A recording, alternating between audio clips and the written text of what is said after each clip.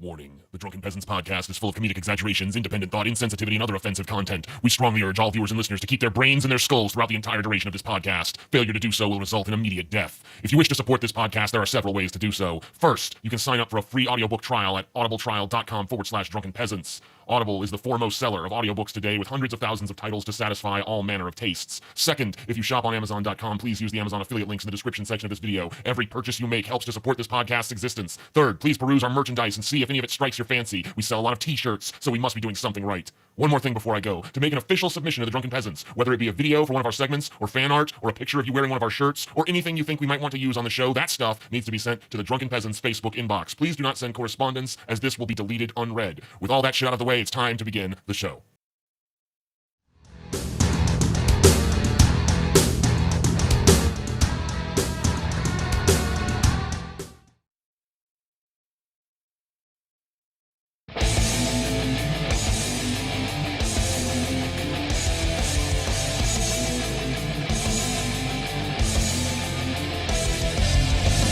Coming to you live from the frigid armpit of America, this is the Drunken Peasants Podcast with Ben and TJ, bringing you opinions of the news from an altered perspective. Suck it!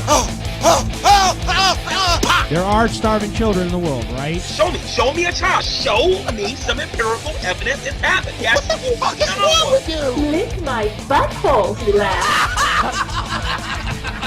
What the fuck is going on? Nothing, TJ. You're garbage. You're garbage, TJ. And now, here are your hosts, Ben and TJ.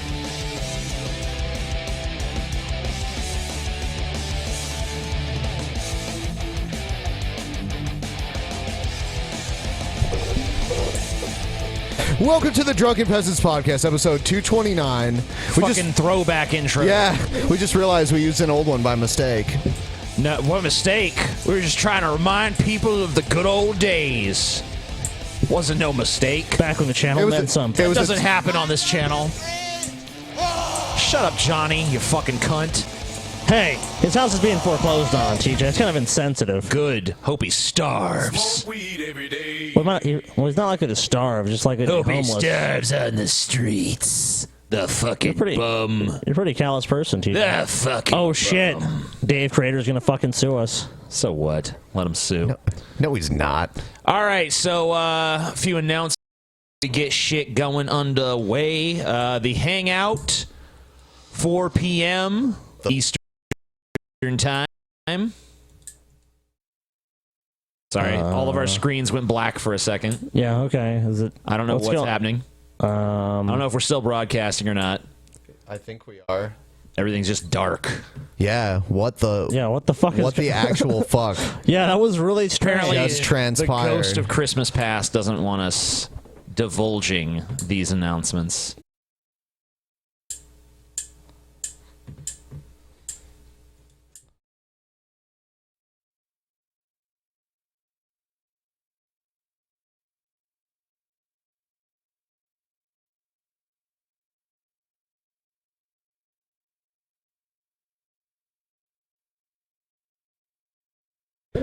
Okay, I think we're back. All right. What the fuck? That was a bizarre moment. Yeah. Sorry, guys. Weird shit happened. So I don't know if this is coming out yet, but Hangout, 4 p.m. Eastern Time, Saturday. Fucking that's tomorrow. Private show at 6 p.m., same day. So 4 p.m. Hangout. Private show, 6 p.m. Remember that this will be the show where Scotty and Paul have their epic drinking contest, but this kind of pointless because, you know, if you guys didn't buy that shit last month, you're just gonna miss it. So, but don't make this mistake again. If you can't catch this private show, catch the next one for sure. It's gonna be a crazy show. I know I'm gonna win. I feel bad for Paul, but I know I'm gonna win. So. Also, it's not on Scotty's little fucking sheet here because he didn't think about it, but the meetup is happening at the 16-bit bar from 5 p.m. to 8 p.m. What day, on TJ? May 5th. Okay. Cinco de Mayo, you can meet the Drunken Peasants live and in person. You can RSVP to that event at the Facebook link in the description section of this video. Here's the page right here, and as you can see, we have 146 people saying they're going for sure, and 79 further they're interested. I mean, it's going to be packed, man. This place is going to be fucking packed. Speaking of packed, man, they actually have Pac-Man there. They you can do. play that shit. Also, Turtles in Time. Yeah, Turtles in Time. Scotty beat Turtles in Time. Oh, all the video games are free, by the way. Yes. You just have to drink, which... Or buy us drinks, even if you don't drink. That's even better than drinking yourself. Also, our T-shirts. All of the fucking T-shirt designs you've grown to know and love. Plus, now, stickers. We have stickers as well. Yeah, here's one example of a sticker. It's the Dinor sticker. The Dinor sticker is the greatest sticker that ever to exist. Buy some fucking Dinor stickers and stick them all over everything. Stick them on everything. Stick them on your penis, your face, your ass, wherever. Rent other people's property, do it. Wrap the Dinor sticker around your penis and then jerk off into your girlfriend's face. I want to thank everyone that has contributed to our legal defense fund. Our DMCA fund and DDoS, I suppose. Yep. Yeah, thank you guys. That link is also in the description. We've raised $1,181. Just want to make clear once again that every single penny of that money will be put into an account whose sole purpose is to basically sue anyone who tries to DMCA us or to perhaps get DDoS mitigation if we find that we have a problem with that again in the future. Yeah. Also, Audible. You know, we got, you can get a free audiobook. I know it's in the fucking beginning thing, but it's audibletrial.com/Drunken Peasants. And the last thing I want to say before we move on is subscribe! Subscribe to this channel, please. Thank you. We need your subscriptions. Your subscriptions are like blood to a vampire. Yeah, if you don't want to do the other shit, subscription is free. And it's free. It doesn't cost you anything. Yeah. Subscription don't cost you nothing. And those of you who are subscribed, let us know. And if you're one of those people that unsubscribe when we were posting clips, don't worry. We're not doing that anymore. We're posting those on a different channel that we'll launch next week. Right. And for those of you who are subscribed, let us know if you're still having a problem with your subscription feed. Yeah, because we've had problems recently. Not only on this channel, but on my channel, too. I've heard some other YouTubers complaining about it as well. The subscription system on YouTube is not notifying people properly for whatever reason. So Paul's ego. Mindful of that. What the fuck is up, dude? Just hanging out, man. Having a good time. Awesome. Looking forward to drinking Scotty under the table tomorrow. Holy fuck. That's a good one, Paul. And then the winner of the drinking contest, TJ, has to take on at the meetup live in a drinking contest. Really? I wasn't informed of this. I just made this up. You just made We'll it see. up. We'll see. Who knows? We'll see how it plays out. Who knows what the future will hold. And the loser has to have terrible consequences. I'll think of those later. Yeah. Maybe. I'm not shaving my fucking face. I will not agree to that consequence. You gotta get a mohawk. Oh, that's not that tough. That's really not that bad. Yeah, when you already have short dye it hair. purple and as well. Like, at least make me get, like, the side part, like, half-shaved head SJW haircut and make it pink or something. Yeah, give me the SJW. You gotta get an SJW And like hairstyle. teal, or like dark blue hair. You need that too. And you need to put some streaks of color in your beard as well. Yep. Has to happen. Ain't happening. It's gonna happen. Ain't happening, huh? It's gonna happen. We're gonna drug Paul's ego and do this to him as he sleeps. Speaking, did you see Brett Keen's newest video, Paul, about your video? TJ and I talked about it a little earlier on the phone, and I watched about 10 minutes of it earlier, and I went back after TJ and I talked and watched it. And yeah, it's a fairly typical Brett video, although, as TJ brought up to me, he does stoop a little lower, even for Brett, than you're used to. by trying to paint himself as this like big benevolent guy that was just trying to help everybody out. So everyone out there that wants to hear us listen to the audio from that video and comment on it, check out our SoundCloud page. It should be up shortly after we're done streaming tonight. In the post show. We're going to talk about Brett Keane on the post show. All right. So I think it's time for the information segment. Fuck yeah. Time to learn something. Time to learn something. Oh, God. Man. Now, what are we learning about today, TJ? Not What kind of this. information do you have? I don't know. All right. Hey, we have actual information now. So This is Ian McCall. Ian McCall was a Scottish film and television actor, best known for his roles on British television series. McCall starred on City Lights, a BBC Scotland sitcom from 1984 to 1991. He then co-starred on the BBC Two sitcom Rob C. Nesbitt during its first run from 1988 to 1999. I remember fondly that sitcom, Rob B. Nesbitt, man. It went down in fucking history here. It's C. Nesbitt, right. but yeah. He rejoined the cast of, I guess it might be pronounced Rab, I'm not sure. C. Nesbitt again when the show was revived in 2008. Additionally, he appeared in guest spots on numerous other television shows, including Hamish Macbeth, Still Game, and Taggart. McCall was also cast in a small role in the 2002 film Gangs of New York, directed by Martin Scorsese. I see. Ian McCall died in his sleep from complications of cancer at 9 p.m. on the 4th of July, 2013, at Beatson Clinic in Glasgow, Scotland, at the age of 59. So sad ending to today's he died on America's birthday. Segment. But isn't it only fitting that... Was he the guy that played the little bald, like, toady guy to Bill the Butcher that didn't like black people and that... You remember the guy that fights Leonardo DiCaprio? I don't know. I'm not sure what he played. There's no picture of him or anything, so... Oh, there we go. You're worthless, TJ. You learned something. You learned about the great Ian McCall. Yes, a fine Scottish actor. He truly is missed here. No.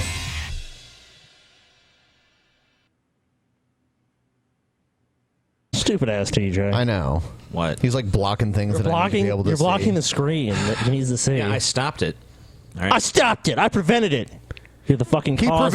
He prevented it by preventing himself from doing it. Yeah. You're both the cause and the solution, TJ. That's right. Jesus Christ. All right, troll or not a troll? Hello.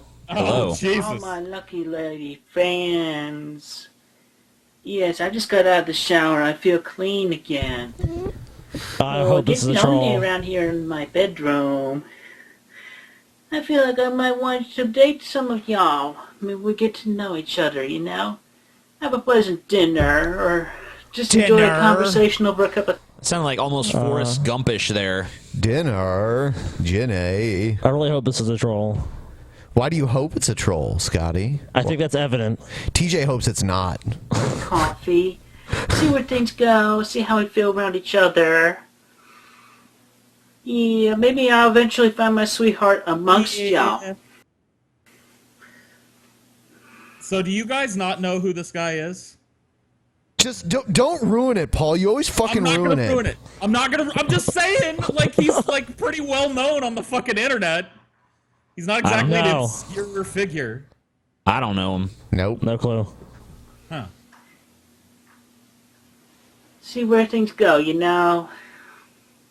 I'm open to all kinds of women, because you got the whole package in one. The female soul, the body that can go any way you desire. My lady.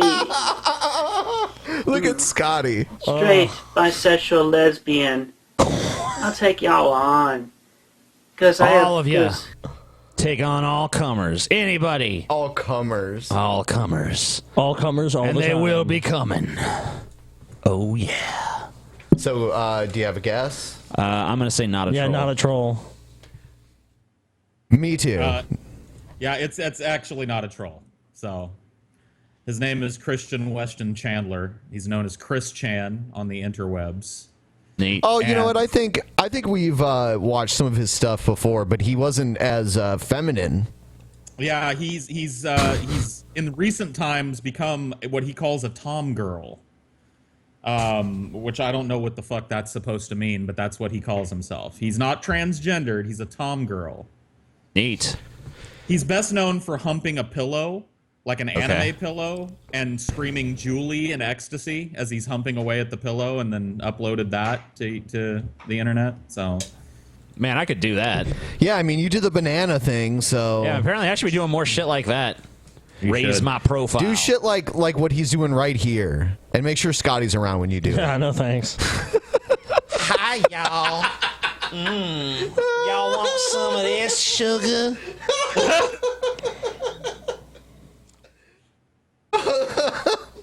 Oh, my goodness. Oh, God. All right. Yes, I am. So... Oh, yes, I am. Yeah, so, not a troll.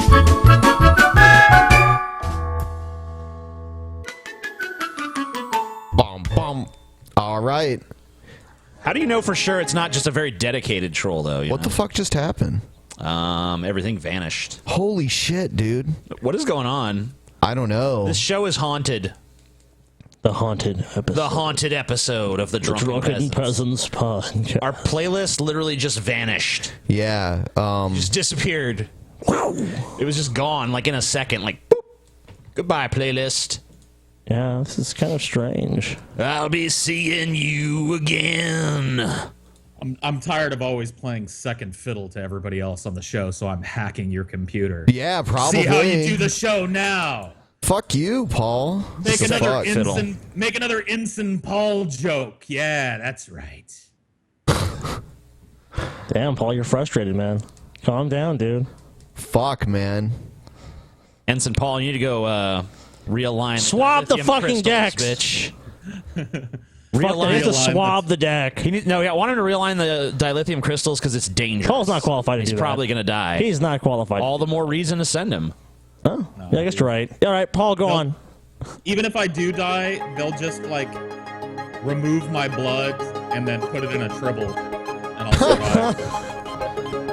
You know, if you did shave off your beard, you could probably make a tribble with it. That's true. I could.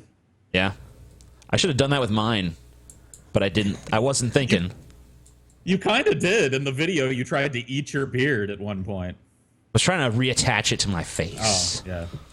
But it did end up getting in my mouth.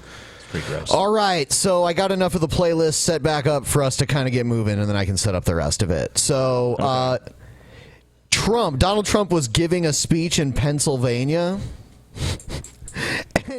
and he was like, "Don't you guys miss Joe Paterno?" And Joe Paterno, the coach of Penn State. Yeah. Yeah. Yeah. That was caught wasn't he embroiled in like a he didn't have anything to scandal? He didn't have anything to actually do with the abuse, but he didn't say anything. Yeah. He didn't do anything. He participated in the cover-up. Yes. So he died shortly after they fired him, and then they tore down the statue. He died of a broken heart. So here's Donald Trump. And we love the place. You know, we love, just so you understand, I went to school in this state, right? We know that, right? So I know a lot about Pennsylvania, and it's great. Okay, wait a minute. How's Joe Wait. He's sitting there like, I know a lot about Pennsylvania because it's great. It's like, why if you just know so much about it, why you got to speak from a fucking piece of paper? Look. And by the way, if you're speaking from a piece of paper, how come no one on your campaign was like, the Joe Paterno thing, probably not a good idea? Right. TJ, look, he's going to make Pennsylvania great again. It's a great state. It's great to be here. We're going to put Joe Paterno's statue back up. Yep. We're going to resurrect Joe Pa and get him back in the business of covering up the diddling of little boys. Who's with me, Pennsylvania? He was never convicted of a crime, Paul. Never convicted of a crime. Gonna bring that back, right? How about that whole deal? And we How do about love that Penn whole State. deal? Do we love Penn Okay, State? wow. I mean, Trump, are you just like out of energy? Are you just like, is this like you're usually you got a little bit like you don't need to sit there like and I mean, who wrote this shit out for you? Did you write this yourself? And if so, like, couldn't you just like put it beneath the podium or something, so you're not holding it off your hand, like looking at it like, oh yeah, I love Pennsylvania. He seems really confused right now. He really does, and just totally like he just kind of just lost his step. Yeah, he's like, I think he went out like drunk and he just had like just jotted some notes like this. I can do this shit in my sleep. Where am I at? Pennsylvania. I love Pennsylvania. Pittsburgh. I went to college here. You know that? I've been here before. I love it. in all fairness, we love Penn State, but we love Pittsburgh, right? Well, the city I am in. It's pretty sad when you can't even get people to cheer for their own fucking state, because that's usually like the easy applause line, Whoops. It's like the easy applause line, like, yeah, Pittsburgh, woo! How's everyone doing here, Cincinnati? Yeah! How about those Bengals? Yeah, we love those Bengals here in Cincinnati, don't we? Don't forget the Reds. You know what? In wrestling, they call that a cheap pop. Yeah. Like, he was getting a Roman Reigns reaction. Yeah. He was getting a mixed reaction. It was very like, boo, booyah, booyah. Yeah. Can you imagine being like a hardcore Trump supporter and showing up to his rally like in Pennsylvania and having him going, so yeah, let's bring back that Joe Paterno. Yeah, we love that Joe Paterno, don't we? The black eye on your state. Yeah, the horrible secret that none of you want to ever speak of again. Joe Paterno. Yeah, we love him. Jesus. Yeah, it's pretty sad. All right, next one is...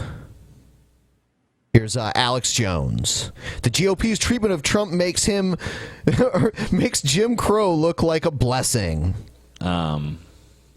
Okay. Donald Trump and his crew and Paul Manafort and others have a lot of tricks up their sleeves that aren't dirty, but are going to be able to block some of the establishment punches being thrown at this free and open election that if this was a normal election, Trump would already be obviously the nominee and people would be getting behind him. But the Republicans have said, the head of the Republican Party in Colorado has said in a tweet, I'm ready to burn down the party. Let's do it.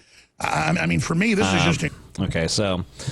what does he talk about? Like, there's been plenty of fucking times where it's been contested this far along in the process. Nope. Normal election. Normal primary. Trump already have it all locked up, TJ. I mean, like, and to even say that, you have to just ignore the tons of opinion polls that show that not only are Trump's disapproval ratings very high among the general public, they're actually very high among Republicans. But don't the frontrunners proponents always do this? Like Hillary's people are all, come on, Hillary's just going to win. Let's just wrap this up. Bernie needs to drop out. Everyone just needs to put their support behind Hillary. She was saying that last night. Come on, let's unify the party. Everyone get behind Hillary. Hillary needs to win. Of course, who's saying is Hillary? An unbiased fucking party. A definitely unbiased source. Incredible that these individuals are clearly operatives wanting to make a one-party system and basically globalize things. They've already moved on, wanting jobs at the UN or jobs at the IMF or World Bank. And these people are just open traitors. I think this is sedition. This is private parties working together to create an oligarchy. And I don't say this for rhetoric. You're the one they're wanting to arrest for saying we should, exercise our First Amendment and demonstrate. I think this is criminal. I mean, this is an attempt to take the country over.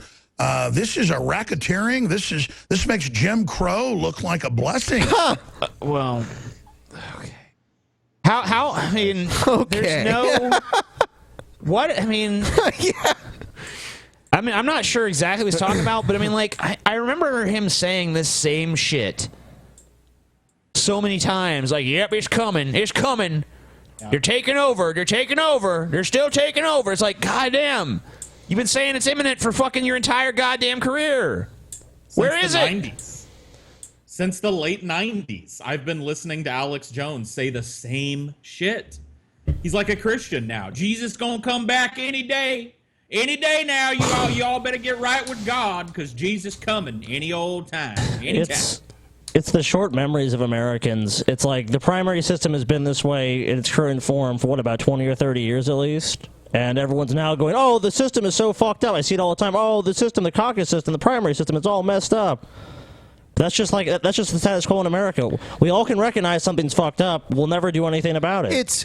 I feel like it's fucked up by design so that ultimately they can still choose the candidate they want and give them the impression that it's democratic when in reality it's really not quite democratic. It's the same reason there's the Electoral College. Right. You know? Yeah, the illusion of choice. Oh, we don't like what the people said, so, maybe this guy wins instead, They could do it. It's within their power. I don't have rhetoric strong enough, is what I'm saying, Roger, to describe the climate these people have entered into. I mean, what can we really say about Ted Cruz? I liked Ted Cruz 6 months ago, but this guy is just a monster. I liked Ted Cruz 6 months ago, but this guy is just a monster. He's a monster. I mean, I actually do agree with that. Yeah, he is a monster. Pretty much just a monster, yeah. That's true. Oh, yeah. Saving the playlist. If you want, we could do this fucking shit now. Yeah, go ahead. Friday ball washing. Yeah. All right, this is for the people. What reward level is this, Scotty? The $25 patron. All right, it's time for us to read off a list of our $25 patrons. Zachary Haler. Faggot. Christy. Liar. Stuart Nurse. Communist. Jordan Bird. He's okay. Hold on, Jordan Bird? Jordan Bird. Yeah, he's fine. You know, there used to be a video game for Nintendo. It was called Jordan versus Bird, and it was Michael Jordan versus Larry Bird. This guy is both. Yeah, He's both. You're the greatest basketball player of all He's time. the love child of Michael Jordan and Larry Bird. Wow. Virgil Contos. Which I like. Jackie. Zachary Rogers. Phil. A lot of Zacharys. Sliv Koff. Sorry, your name sucks. Robert. Carl Dwayne Moore. Mark Lawson. Some chick named Stephanie with a smiley face at the end of her name. It's like you could see her butt in her picture almost. Cool. Before she just like... John. Ricky Granados Jr. Duke Snuggles. Duke Snuggles. Definitely a real name. I'm Duke Snuggles. Angelo. Mojo Murphy. Nicholas Shelikov. Oh, I don't know how to fucking pronounce this name. Brody, maybe? Brigham. Jason Cahill. John Pritchett. Jamesy. Cara L. Bullerman. Patrick Faulkner. Stuart Robertson. Johannes Mangoatson. Mangoatson. I am Mangoatson. Eric Barker. Woof. Aaron Fleck. Brent Myrand. Metal King 24. Henry Messam. Angry Bastards. Shannon Thompson. Michael Nowick or Mikkel Nowick. Spencer, Kyle Kapler, Drake Winberg, WNO 112, Matt Mole, Johannes Gabler, Sinrise, Daniel Warren, Comrade Kenny, Jeffrey A, Vandalia 1998, Minx, Anders Goodmarson, Michael Logan, Jake Farrell, Morgan, Travis Allen Beard, Eric May. And that's all the $25 patrons. Thank you so much. You're all awesome, except for those of you who suck. Your ass, and then you're gonna be humble. Especially thanks to Metal King 24. It was his $25 that really pushed it over. It was the key, the cornerstone $25. I mean, everybody's counts, but his especially. I agree. His was definitely the best. He gave the best $25 out of any of them. Easily. All right. A giant fucking earthquake hit Japan. Crazy. Yeah. We've been seeing images, we're starting to get some video out of the moment this quake hit. It has been called, the other quakes have been called a foreshock, that this was the big one. Tell us, you felt it in Tokyo? The building shook. It wasn't a violent shaking, but it was a very slow side-to-side movement, which continued for about 1 or 2 minutes, and a lot of... That seems almost worse. Like a slow back and forth, almost like the whole building is like swaying around. I'd rather it just shake, like, you know? Well, that's what like skyscrapers and shit in Tokyo do. They're all built on like shock absorbers. So when the quakes hit, they just kind of go, you know, they just wobble. I would not want to be in one of those fucking buildings, dude. Yeah, you know, I feel almost imagine a lot of people get like sick just from that motion. Yeah, it's going to be awesome. Yeah, they get like nausea after earthquakes. Me and Scotty were in an earthquake, but Scotty was just a baby. I have memories of actually being in it. I have a memory of my mom taking us under the fucking like table and like doing that like duck and cover bullshit. Cracking of the walls and the fixtures as they moved around. And, you know, Tokyo is 900 kilometers away from Kumamoto, so, you know, it's quite surprising that we could feel the quake from here. You know, I was in Tokyo in March 2011 when the magnitude 9 quake struck. That was a much more violent and a much longer shaking than this 7.1. So you mean to tell me a 9.2 is worse than a 7.1? Crazy. Holy shit. I mean, like... Anyone that knows how to count knows that. This guy's a fucking journalist. They call him to tell him about this earthquake. He's like, first of all, let me say, shit was shaking around. The buildings were shaking. Second of all, let me say that this 7.1, nothing compared to that 9.2. It's like, well, yeah. Well, yeah, after that happened, that was also the tsunami that fucking destroyed those power plants, and well, didn't totally destroy them, but, you know, they had the massive radiation leaks. Getting raped with that 20-inch dildo was way worse than getting raped by that 2-inch dildo. Yeah, I mean, they were finding radiation all the way over here. Oh, yeah, they found debris all the way over here. Like in the Gulf of Mexico and shit like that.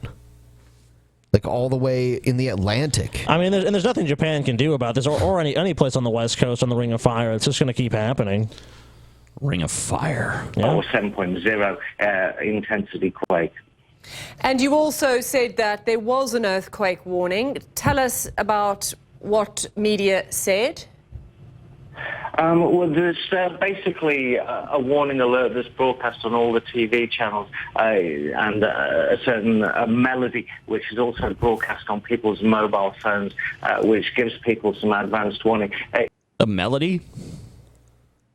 It's a weird thing to warn people of an earthquake.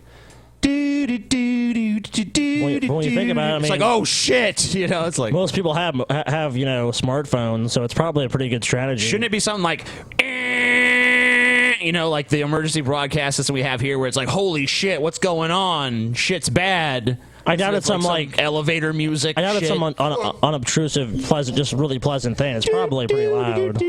It's circus music. What? Yeah. An earthquake. La la la la. I don't think so. That's like she just warped mine. It's Japan. Man. We're talking about Japan here, so my warped mind ain't got shit for Japan. Okay, yeah. Even if we're talking about Japan, I think they would make their system. I think they would make the notification a little bit more like it would be more of like an alert, like a something like that. It's probably like a little anime girl that appears, like, oh, she's like, and she's like, earthquake. You know, whatever that is in Japanese. Super ground shake time. Yeah, I don't know how much worth going to the boots on the ground for an earthquake is if this is all we can get out of him. Like, yeah, there's a warning system and stuff shook around. Lot softer than the last quake I was in. That one was a 9 and this one was a 7, so. Yeah. Couldn't they just pulled some dude off the street to say the same shit? Stuff was shaking. Great. They needed this professional journalist. Then again, what are you really going to tell someone about an earthquake? Especially when it's so minor. Like, if it had been a more serious earthquake, you'd be like, I saw people dead in the streets. Pools of blood. it seemed to be about 2 or 3 minutes warning here, but obviously the quake would have taken more time to be felt in Tokyo than directly at the epicenter. So, it did come in time in Tokyo for, people to get under a doorway or get under a table. I keep having this feeling with all this shit happening in Japan, like one day Japan's just gonna like fall into the ocean. It's like, Japan's gone, everybody. Sorry. It does seem like they are like cursed with a lot of really horrifying natural disasters, end on end on end. Like, yeah, it's like earthquakes, tsunami, which are both related. So yeah, they're all related. I mean, the same thing in like California. I mean, Paul, you live most of your life in California. You know the ever-present threat of the tectonic plates shifting there, like the San Andreas Fault, the fault lines. Yep. I mean, the entire western U.S. is totally susceptible to that as well. Well, the whole, like, I think it's called the Oregon subduction zone or some shit. Like, there's some fucking natural feature off the coast of Oregon in the Northwest that is due to go any fucking day. And when it does, it's going to kill like 1 million people. Like, it's just going to, like 1 million people are just going to get washed out to sea immediately. So, crazy. Yeah, it's going to happen. Cool. Yeah. Fun times. Also, the super volcano in, what is it, Wyoming? Like in under Yellowstone. Yeah. Yeah. The caldera, they call it. Oh yeah, that's what. Lots of people are dead too. So, isn't it funny to live in a time where it's like news that like we're overdue for the species to just be dead? Like, scientists are all like, yeah, man, we're like 10,000 years overdue on this giant caldera that's gonna blot the skies black for 16 years straight.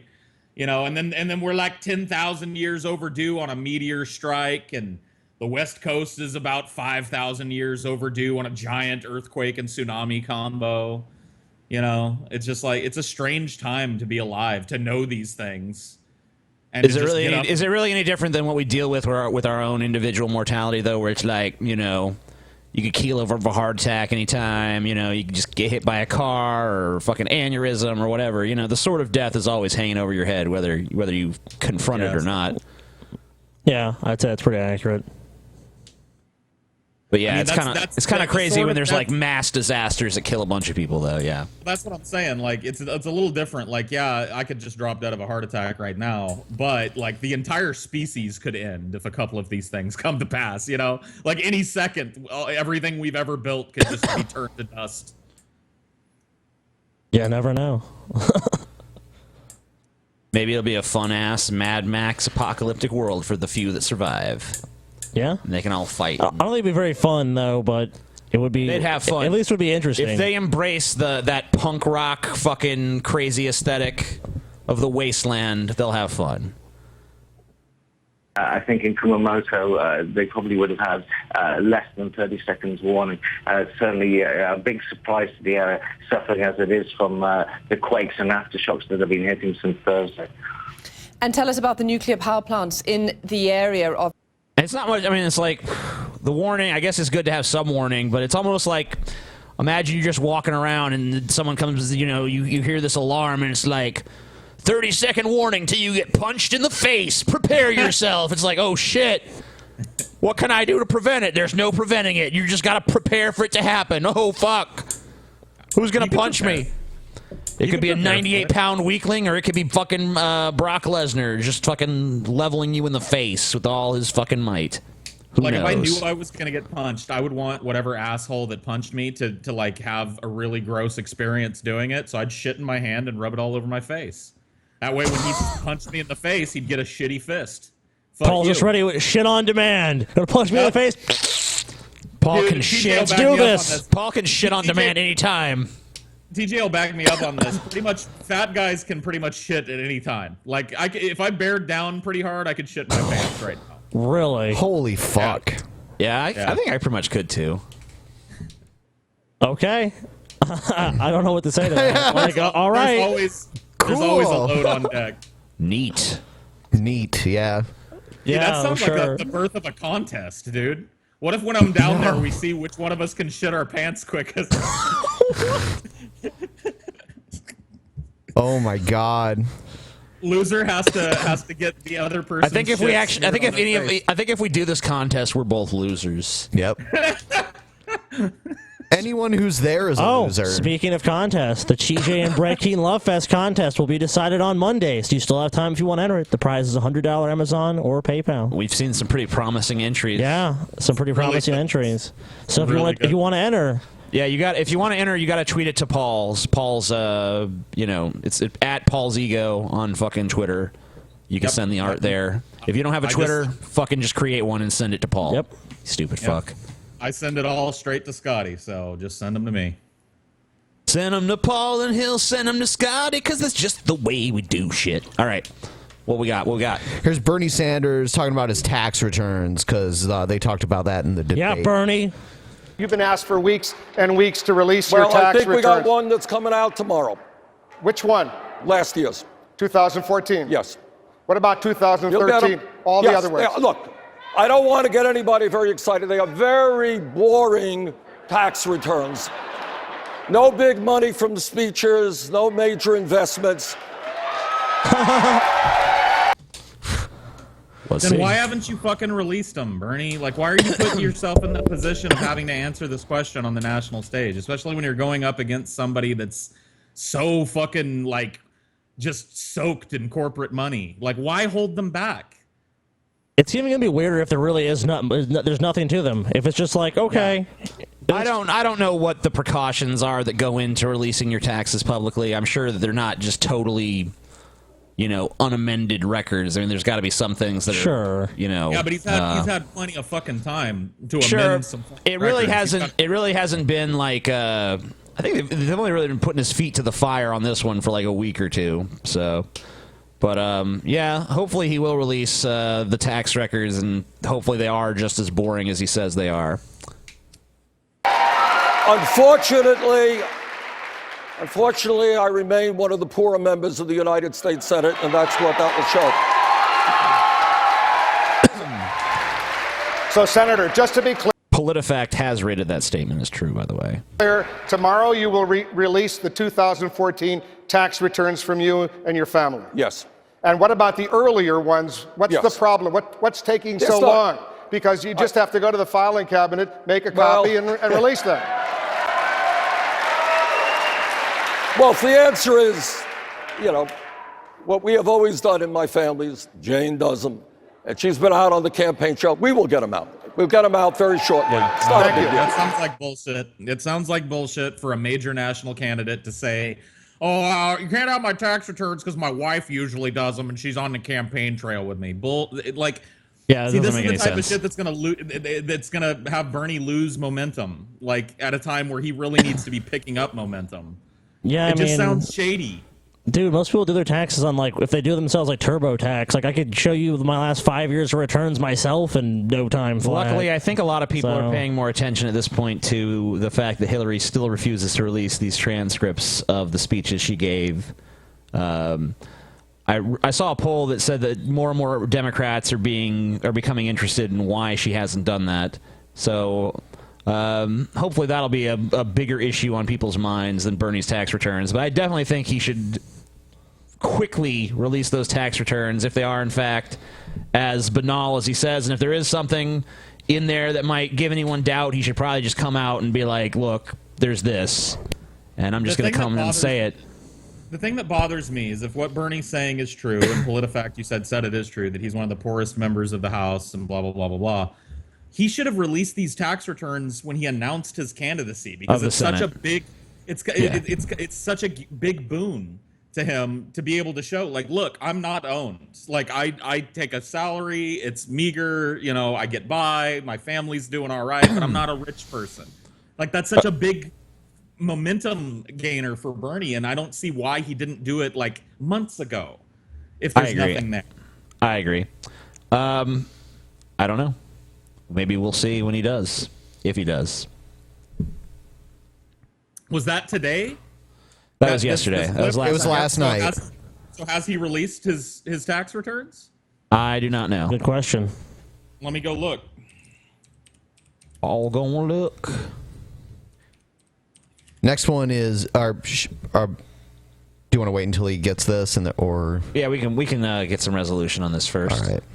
All right. It looks like he did. There's a CNN story saying that Bernie and Jane Sanders earned. What? I'm sorry. The video started playing, and I thought it was Ben playing a video. I apologize. $206,000 in 2014, and he paid about $28,000 in federal taxes. So I don't see any big bombshells or anything in the 2014 returns. Yeah, and they said that. I think they said that in the Senate he's like the 19th poorest member or something like that. So that is towards the bottom. It's not towards the very bottom. I mean, but he's in the bottom 20. Right. So at least he did what he said he was going to do at the debate. So that's a step in the right direction. Just get the rest of it out. Yeah, I mean, at least put out as many years as fucking Hillary Clinton, for fuck's sake. Well, she put out 30, so. Yeah, well, he probably is not going to do that. But, if you put out fucking 5 or 6 years, that should be sufficient for people. Yeah, I'd say so. All right. Oh, by the way, on the last show, I mentioned something.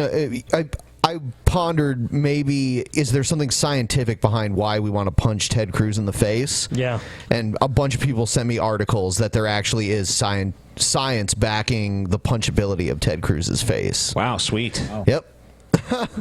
Yeah, I don't have the article or anything, but it is out there. Sweet. All right. Gotta find that. Yeah. I could probably look it up during the next video here. Whatever, it doesn't matter. All right, so ex-apprentice contestant slams Trump. Oh, my goodness. Trump has created a toxic ecosystem in our political discourse.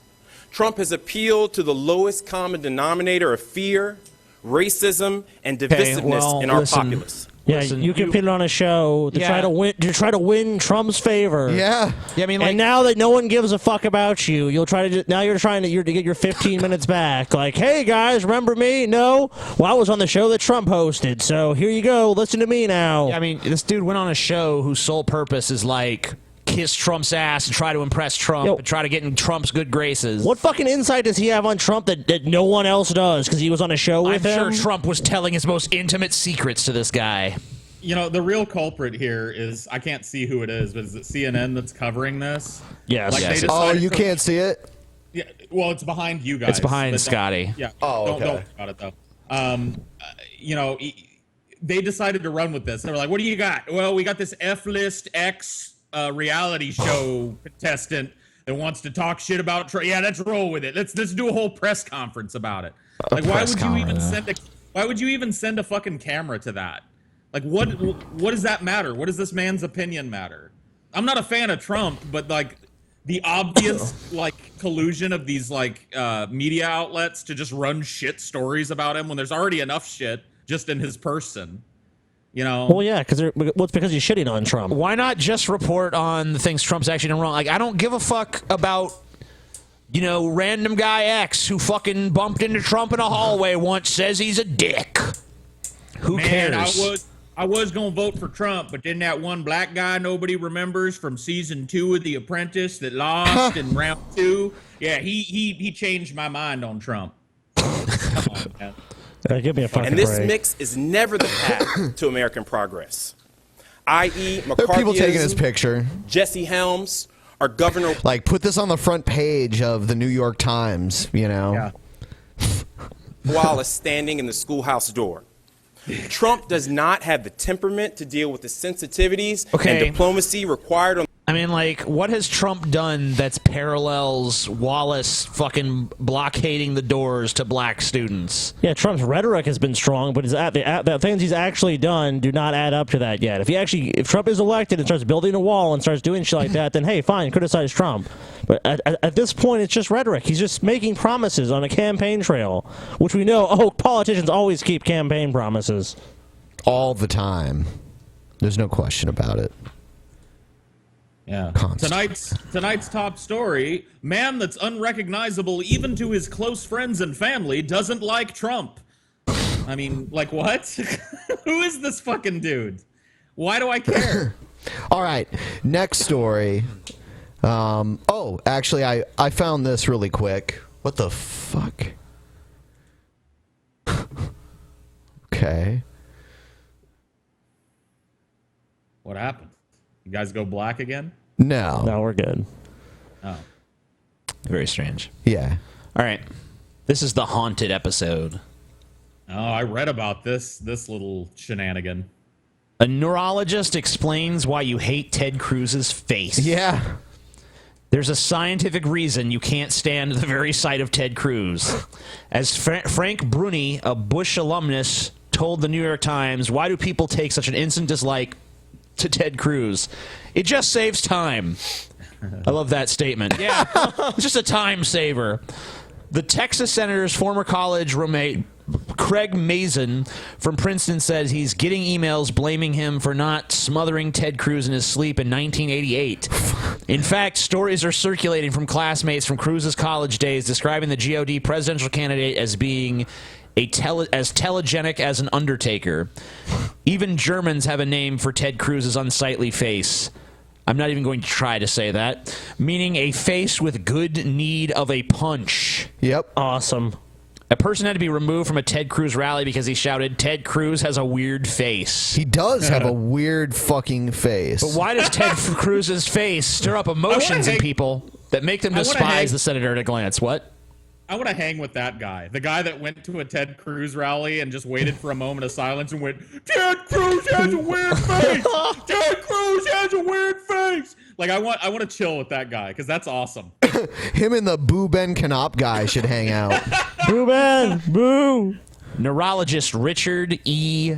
Saitowick, MD, explored the topic in an article entitled, Why Ted Cruz's Facial Expression Makes Us Uneasy.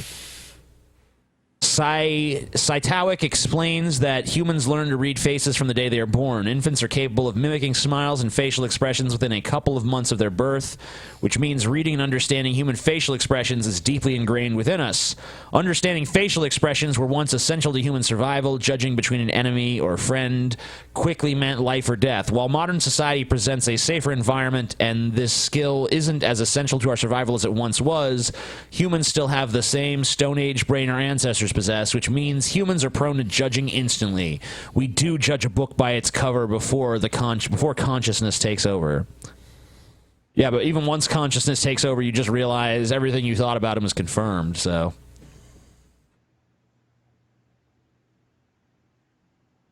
Yeah. Yeah, well, he does have Wait, here's what I like this comment. Senator Cruz's countenance doesn't shift the way I expect typical faces to move. Human faces can't help but broadcast what we feel, what we may be thinking, and even what we may intend. He's basically saying, like, Ted Cruz's face doesn't really behave like a human face does. Which is what we said, I think, on the last show. We're like, he's not fucking human.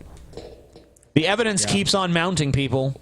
But don't you just think it's because he's a politician, so his body language and everything he does is so phony that you can tell, like, it's like Hillary. Like, Hillary has that smile on her face. Like, do you think, you all know Hillary? Yeah. No, I think what it is he's the fucking son of a jackal and the devil. Hillary Clinton has the fakest enthusiasm I've ever seen. We're gonna do it! Yeah, we're gonna do it! We're gonna encourage those companies to do something. She got a cheap pop last night. She was like, it's great to be back in Brooklyn! And of course everyone cheered. Yay! Brooklyn! Yeah. All right. People who love Ted Cruz say he's one of the most likable people you will ever meet. You know that's a load of fucking bullshit. Ted Cruz is a great fucking guy. Yeah. Damn, this guy again? No. Go to these rallies that I've gone to, and I don't know about the rest of them. How you did go I to these fucking rallies that know? I've gone to, they're electric and they're young. The Ted Cruz, Glenn Beck, They're electric and they're young. Electric youth. The Ted Cruz that Glenn Beck describes in these videos seems nothing like the Ted Cruz I see. It's not. I mean, a fucking blind man could see this is fucking bullshit. Right. You know, Glenn Beck is almost blind. He is? Really? Yep. His vision is like total shit. He's almost to the point of like blindness. Like I don't even think his glasses like can correct his vision. It's so bad. With their families, 20-somethings are coming. And that's kind of ironic because, you know, Glenn Beck, he has a pretty huge radio show, conservative radio show. He's going blind, and Rush Limbaugh is totally deaf. Interesting coincidence. What is it about fucking conservative people on the radio? Yeah, they're two of the most popular ones. Next thing you know, Sean Hannity, he'll have some sort of medical disaster. Yeah, here's hoping that his dick falls off. That'd be awesome. I was saying, here's hoping he can't talk. Maybe this is proof of God, you guys. Maybe this is like God's wrathful judgment. Like, Rush Limbaugh for never listening, you will lose your hearing. Glenn Beck for never seeing what's right in front of you, you shall lose your eyesight. Damn. Sean Hannity, because you never shut up, your voice is gone forever. Oh my God, that'd be so beautiful. I don't think that's true, but if it is, at least God's on my side, I guess. Yeah. I choose to believe that God is real, and He's doing that. When you get out of them, you want to go and door knock. You know, the amazing thing is that the media is trying to drive this narrative that the younger generation doesn't like Ted Cruz, that he's not likable. Because it's true. Oh my God. The narrative. I've never fucking heard anyone anywhere. I've never been in a single place where I've heard anyone say a nice word about Ted Cruz. I've seen a grand total of one Ted Cruz supporter. Me and TJ went to vote, and there was someone holding a Ted Cruz sign. I rolled down the window. I'm like, Ted Cruz is a fucking idiot. No, you said Ted Cruz sucks. Oh, he sucks? Yeah. Oh, okay. Something like that. I like if I embellish it's like, hey, no, you didn't say that. No. If you fucking embellish, you just sit there and be like, no, that's what I said. Damn, Scotty, take it. Because you're a piece of shit. Take it more personally, why don't you? I do take it personally, TJ. I was embellishing the story, and then you're like, you didn't do that. You're the fucking king of fucking embellishment, you fucking fucking sack of shit. You're the fucking king of embellishment. I fucking embellish a tiny bit, and you're all like,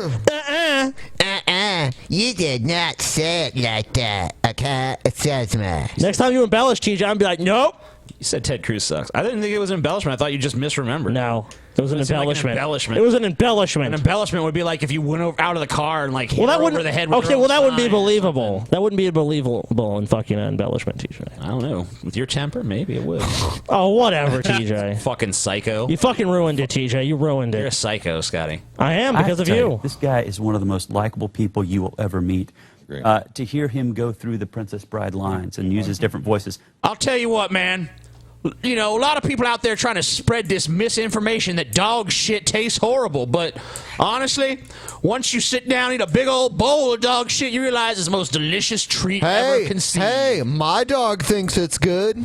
That's true. You see dogs eating other dog shit? That's because they know. They eat their own shit even. It's so tasty. Mmm. Flavor so nice, had to digest it twice. And here's that's awesome. I was going to say something else, but that's just too golden. That was.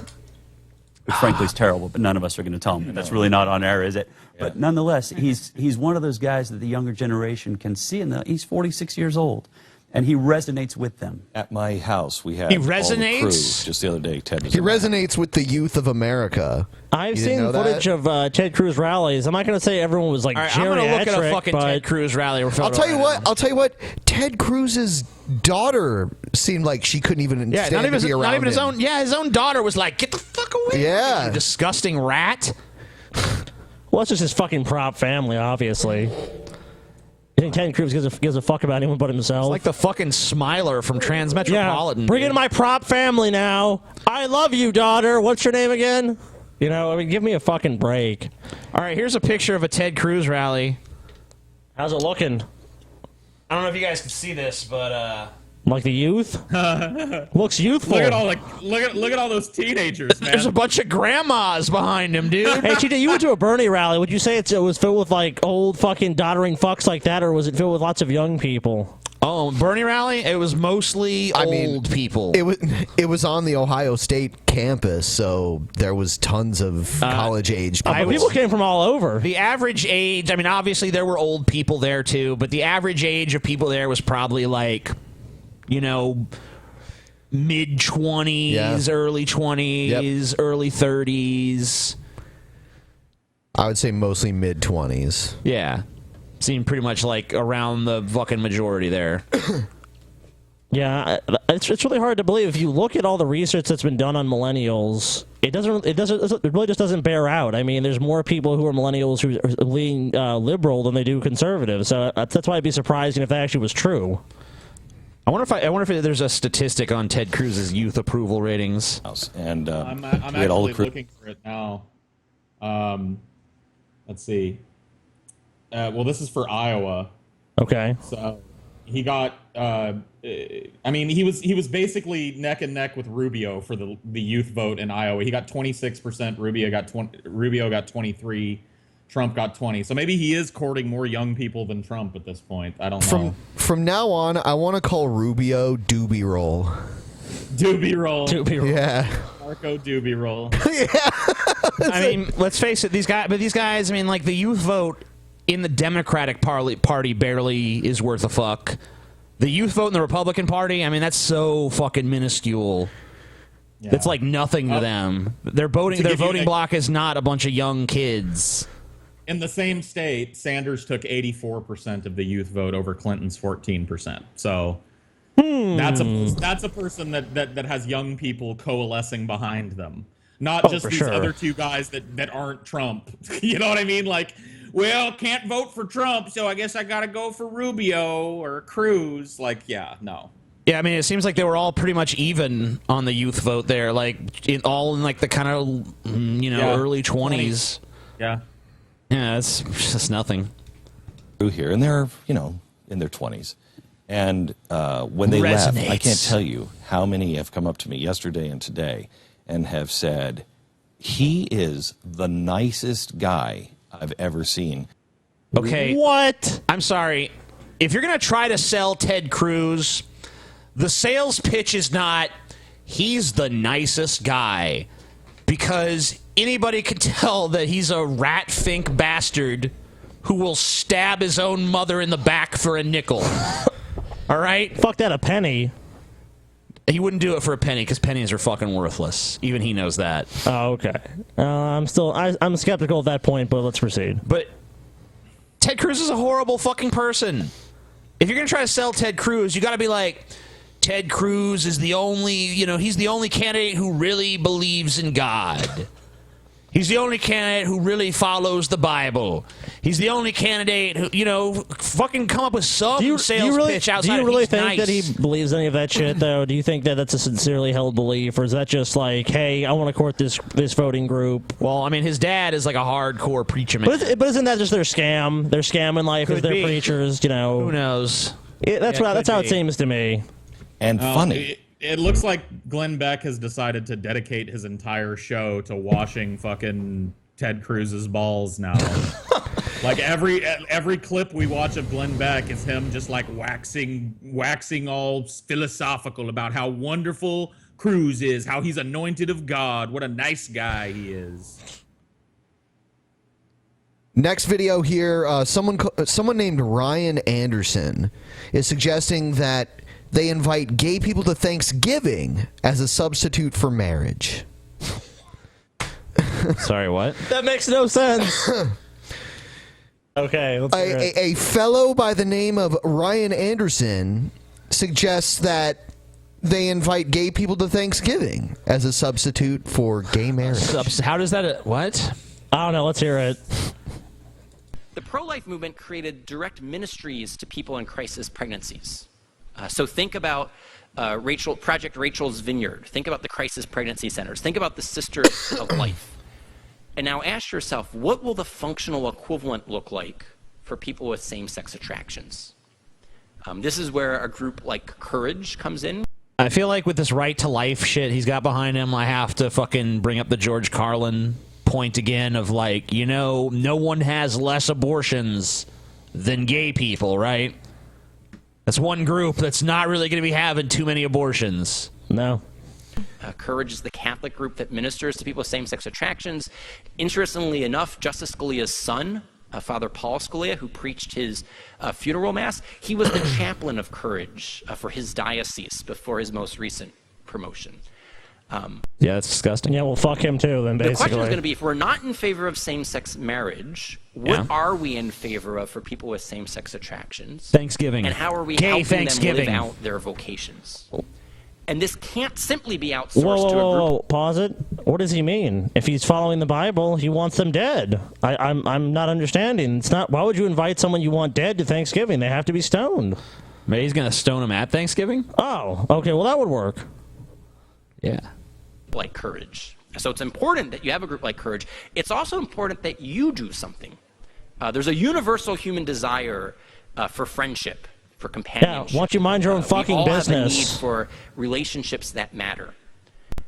So when Thanksgiving comes around, when Christmas comes around, are you inviting a same-sex attracted colleague or friend or member of your church who isn't married and doesn't have a family of his or her own? Are you inviting them into your family? Oh my God. To share Thanksgiving dinner or Christmas dinner? Are you Well, having that's them real be nice of big ya. brother or big sister, godfather or godmother to your children if they're not going to be? Look, I don't want you to have basic human rights, but you can come over and have some turkey and some cranberry sauce. Come on up. Warm your feet by the fire. Now, when you leave, you're a faggot. But when you're here, you can have some turkey and some gravy. And no dick sucking, you scamp. Oh, I've been saying, and by the way, you know, we're gonna fucking ridicule you for your lifestyle and try to convert you back to being straight the whole time. As a gesture of how much we love you, how about you come to our house and we berate your lifestyle for a couple hours? Let's look at this turkey here. We got a turkey here. How was this turkey born? Because a male turkey fucked a female turkey. If two male turkeys fucked, we wouldn't be having this fucking meal. There you go. Damn. Logic. Logic. Sick logic. Married and have children of their own. Are there ways in which we can show that there are other forms of community that matter, that are important, that are meaningful, without having to redefine marriage? All right, you know, I'm sure gay people have a hunger for community just as much as anyone else, but they also want to have sex with people of the same gender. You're not going to scratch that itch by giving them some mashed potatoes. Not to mention, what fucking business This is my mama's favorite cornbread stuffings. Yeah, that's not what I want stuffed, motherfucker. Okay, one, it's been happening anyways. It doesn't matter if this guy approves of it or not. It's irrelevant. Two, the law was already changed about a year ago. It hasn't destroyed the fabric of his fucking community. Everything just seems just fine. So, what is the basis for this? Oh, my religion? If he's not following his religion, if that's the case. It's horribly out of touch. Like, it's completely and utterly out of touch. He's insinuating that, like, if we oppose gay marriage and get it repealed, but we make up for it by inviting some gays over to Thanksgiving, then gays will be like, oh, well, you know, maybe I don't need to have the same rights as everybody else. I don't need to enjoy the same social status as everybody else because this Christian family invited me into their home for a dinner. I wasn't allowed in my boyfriend's hospital room as he died and withered away of cancer, but goddamn, this green bean casserole show is tasty. Hey, they said Christmas too. Maybe they got him a nice pair of socks, TJ. Yeah. Keep his feet warm. Come on over for Christmas. This is horrible. These people are pure evil. I wish lava would rain down upon them. One of the most embarrassing parts of Justice Kennedy's majority opinion was when he said, if we don't redefine marriage, there'll be people who will be lonely. There'll be people who will call out in need and they'll be all alone. This is now an opportunity for people who believe the truth about marriage to show that Justice Kennedy is wrong. Inviting someone We can over meet for one people's day a real year needs does not create a sense of community. How fucking ridiculous. You know, you guys should really be fucking ashamed of yourself. It has nothing to do with you. It's not none of your fucking business if two people of the same sex have a fucking relationship or if 10 people have a relationship. How the fuck does it tangibly affect your life? I want one Demonstrate some fucking evidence that this is actually affecting you. I want one of those Titans from Attack on Titan to fucking rip the roof off of this place and just grab him and just bite his head off like, "Argh." I'm literally just sitting here fantasizing, waiting for him to die, like one of those fucking big stomping things from Mario Brothers could just crush his ass. Some fucking alien xenomorph could spit acid on his face and his skull can just melt.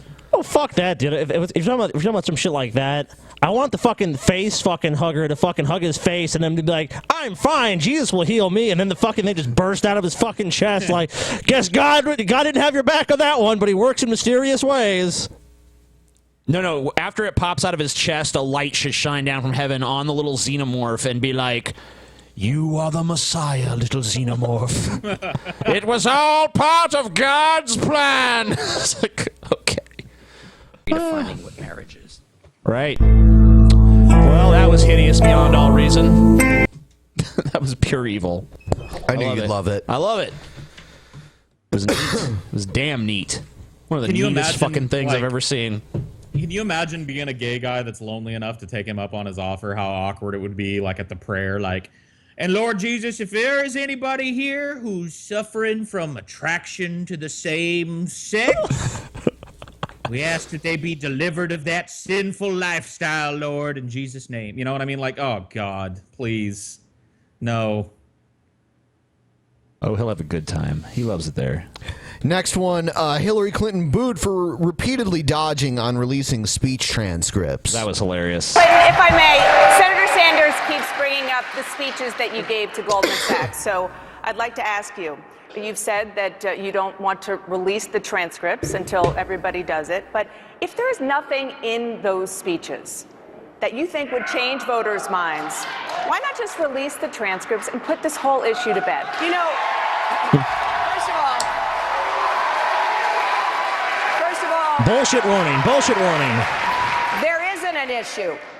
When I was in public service, serving as the senator from New York, I did stand up to the banks. No, you didn't. No, you didn't. You're a liar.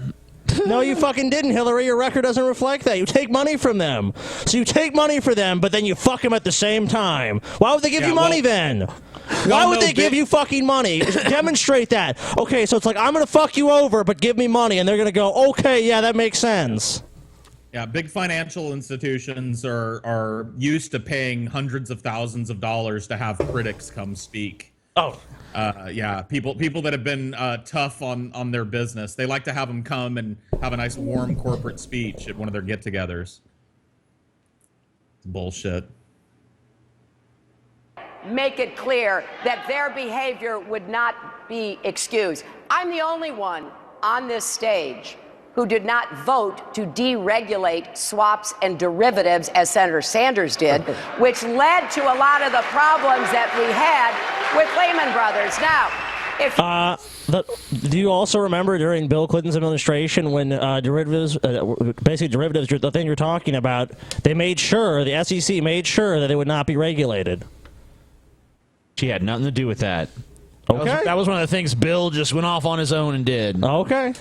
You know, she brags about anything good the Clinton administration accomplished, she was behind it. Anything bad it accomplished, or any failings it had, that was all Bill. Bill done dropped the ball again. You've seen how stupid he is. Too busy getting his dick sucked by interns. at the problems that actually caused the Great Recession, you got to look at the whole picture. It was a giant insurance company, AIG. It was an investment bank, Lehman Brothers. It was mortgage companies like Countrywide. I'm not saying that Senator Sanders did something untoward when he voted to Madam deregulate Secretary. swaps and derivatives. One but second, the fact Senator is, he did. And that How you feel about that wait a minute. answer she gave to the question, y'all? Yeah. Remember that part where she answered the question? She didn't was answer asked? the fucking question. It's just been redirected to Bernie Sanders is a piece of shit. Bernie Sanders had some vote that he's a real problem. Yeah, you know what, Hillary? You also it's good you bring up votes because aren't you the same person that voted to send fucking people to Iraq? And then what happened to all those people? Let's see. The civilians, hundreds of thousands of them are dead or displaced. A lot of our troops are getting substandard care at the VA. They died for no reason. Don't forget your support of the Patriot Act as well. Yeah, you support the Patriot Act. I mean, let's look at your record. You're not a fucking champion of any of fucking these things that you claim now. Oh, well, I voted for it, but my position's evolved. Just like everything with you evolves, Hillary. You're just a constantly evolving thing. And that's good that she constantly evolves, but isn't it kind of coincidental that she always evolves in the way of public opinion? So when public opinion is for something, Hillary loves it. No, that's not completely true. When she's seeking election, it's based on public opinion. When she's actually in office, it's based on, what does the billionaire class want me to do? I stand corrected. So she's very good at capitulating. She's very good at evolving to suit whatever the present needs of the moment are.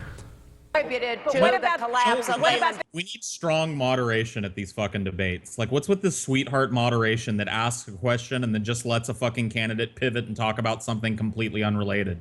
They need to just cut their fucking mics and redirect them to answer the question, please. Are you going to answer the question, Madam Clinton? And then turn the mic back on. Journalism in this country is a joke. They're not holding these people's feet to the fire. 1 second, please.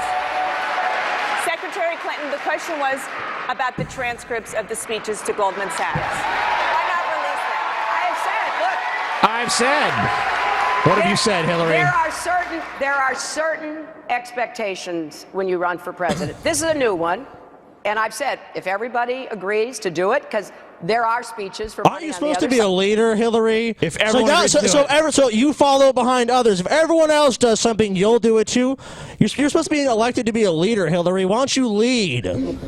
Leadership isn't I'll do what everyone else does. That's not a fucking leader, you moron. Well, here's some of the reasons why these transcripts are not being released. Because first of all, it's been people who were there report that the speech was basically like one of the speeches in question is basically just like a love letter to Goldman Sachs. Of course, that's going to hurt her campaign when people hear her just sucking Goldman Sachs' fucking dick. Another thing is she probably announced to them that she was going to be running for president, which I think is against certain of the FEC regulations. So she could actually be in legal trouble. I don't know, probably not very severe, but and she seems bulletproof in terms of that shit anyways. So whatever. Like, what is she implying that these speeches were? That she went to, like, in front of Goldman Sachs and was like, shame on all of you for ruining the economy. You have to stop these credit default swaps and derivatives. You should be ashamed of what you've done to America. Like, what's in these speeches? Like, nobody's paying for that. So clearly it's a big wet kiss to Goldman Sachs. I know that. But I will tell you this. There is a long listen to this. Pause it. Just recently, Goldman Sachs admits it defrauded investors, receives $5 billion fine. Huh. So the same place she gave a speech is getting a slap on the wrist for defrauding tons of people. Isn't that wonderful? And what is Hillary doing? She's profiting from that. Good on you, Hillary. Good on you. Expectation that everybody running release their tax returns, and you can go to my website and see 8 years of tax returns, and I've released 30 years of tax returns. And I think good, you should. What a bullshit pivot, though. Like, Bernie Sanders' tax returns are not nearly as pressing a concern as what did you say to fucking Goldman Sachs when you gave your speech? What does Hillary say behind closed doors when someone pays her, $250,000 to fucking talk for an hour? What did Romney say behind closed doors? 46% of the American people are fucking scum. But I want to be their leader.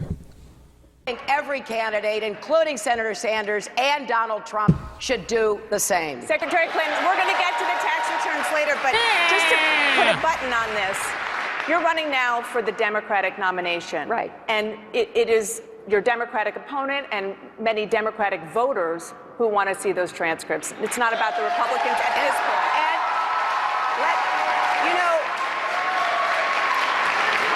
I'm so full of shit. I am full of shit. Guys, I'm full of shit. I love the little exasperation dance that she has to do because people are screaming and hooting and hollering so much. I just can't answer this directly because then I would have to admit I'm a lying sack of shit, so I'm exasperated.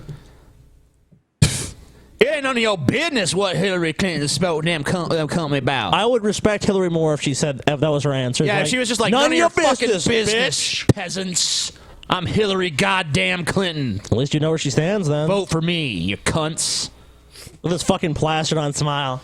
Let's set the same standard for everybody. When everybody does it, okay, I will do it. But let's set and expect the same standard on tax returns. Bernie, release all your Goldman Sachs speeches. Yeah, Bernie. He says that. Go ahead. That's what he says. So let me respond. Secretary Clinton, you just heard her. Oh, they cut it off. Yeah, really? That's because it's CNN. Yeah, he says. What did Bernie say? Cut that. Yeah, he says, I'll release all of my speeches to big banks. Oh, wait, I don't have any. Yeah. That's basically what he said.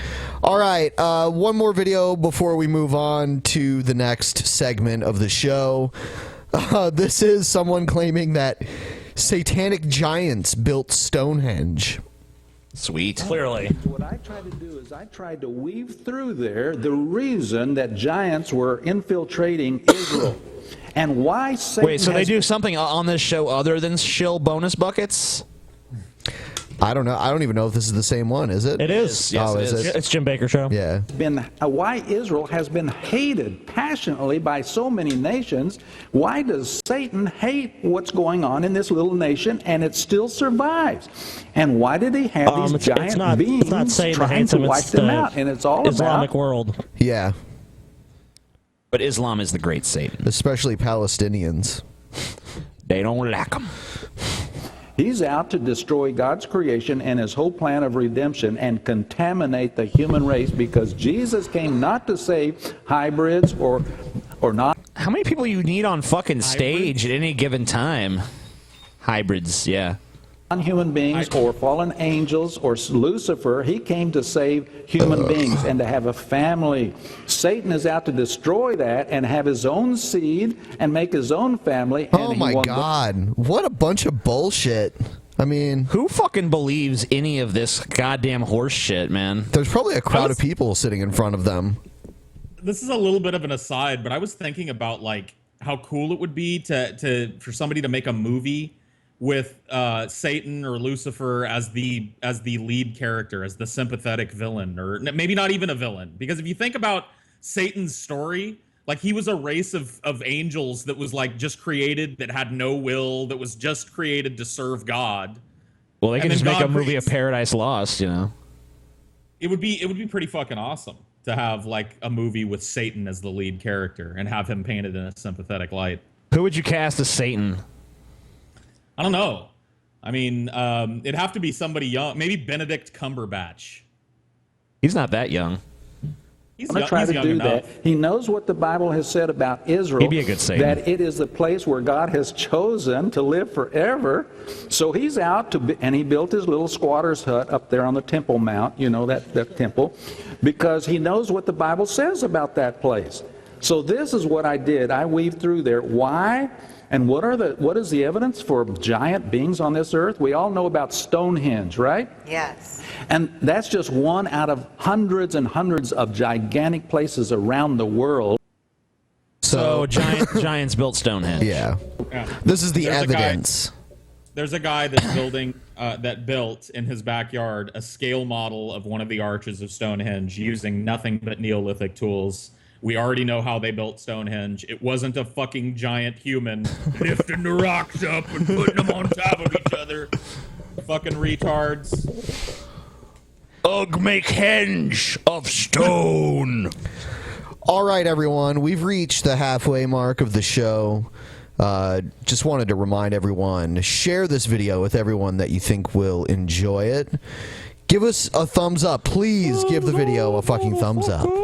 Do it. Do it, please. Do it. If you're not subscribed, please subscribe. Yeah. Subscribe. And for those of you who weren't around at the beginning of the show, we want to remind everyone that we are doing a fan meetup in Columbus, Ohio. And so far, we have 146 people going. Could be even more. 79 interested. Yep.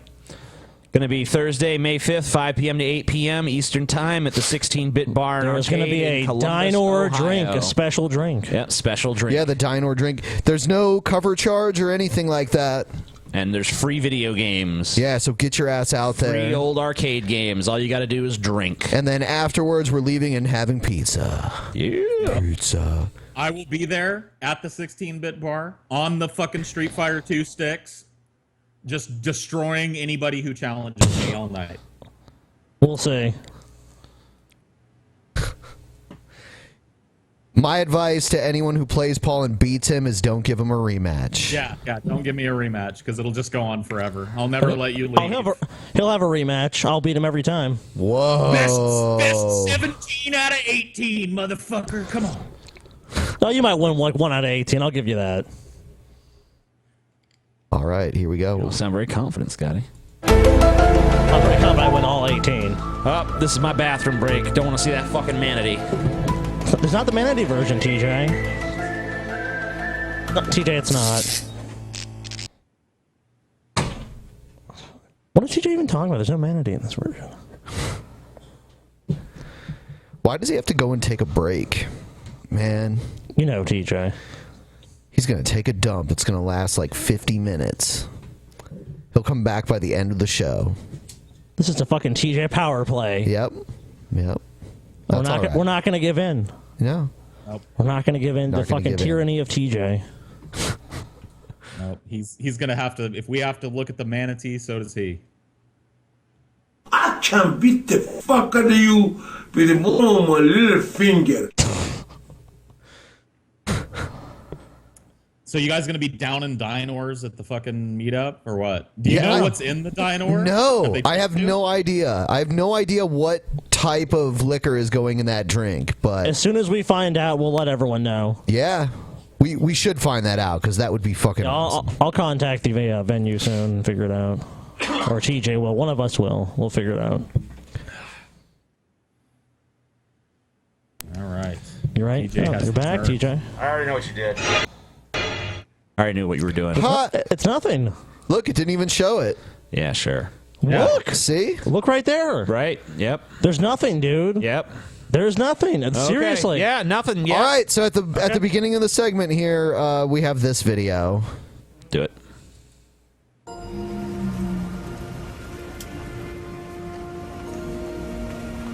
Okay.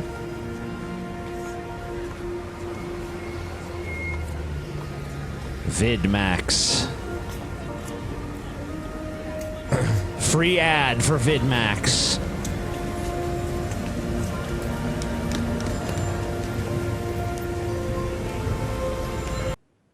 Facts, not ideology, determine reality. Oh, God. Yeah. This video rocks.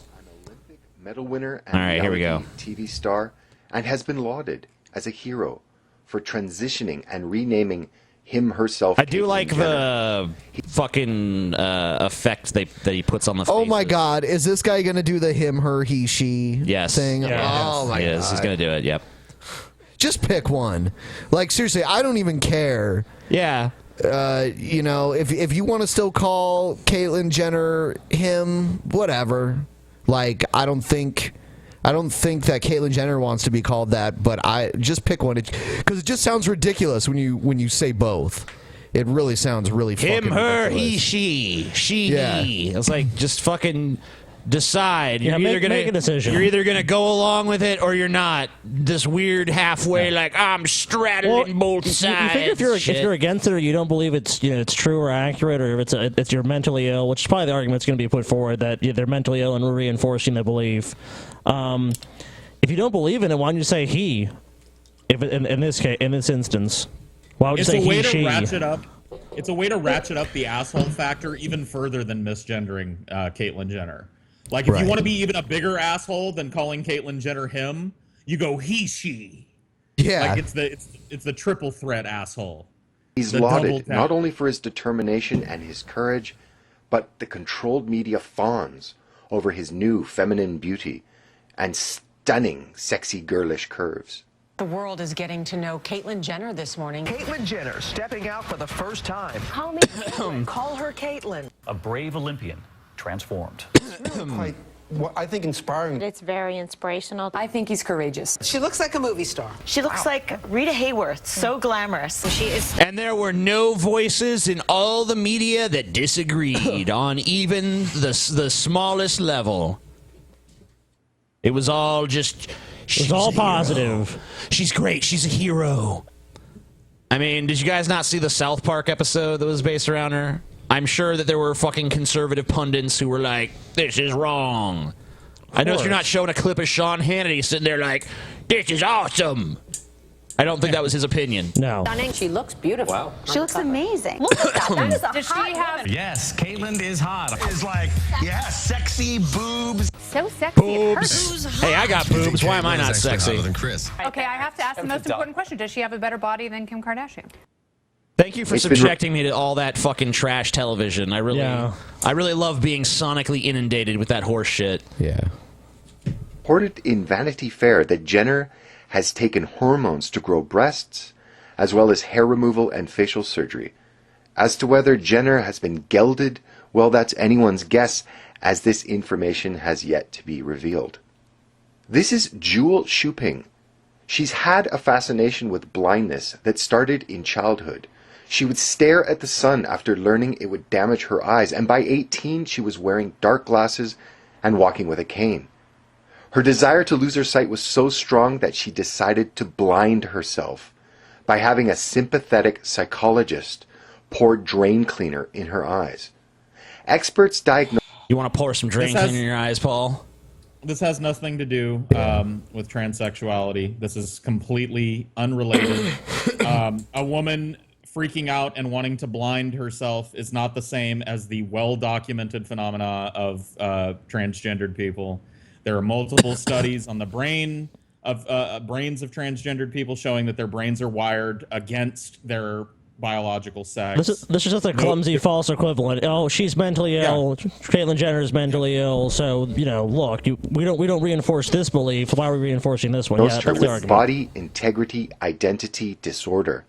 Dr. Michael First, the expert who coined the term, said that in the world of psychiatry, cures are rare. Very often, it's about asking how you can make someone's life fulfilling despite their condition. This is Nano, a Norwegian woman that claims she realized she was a cat when she was 16 years old and has adopted feline mannerisms ever since.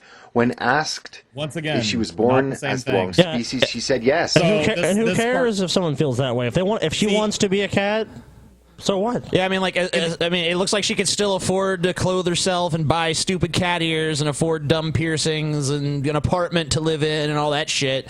So she's obviously not so committed to the I'm a cat premise that she sits around in a windowsill all day going...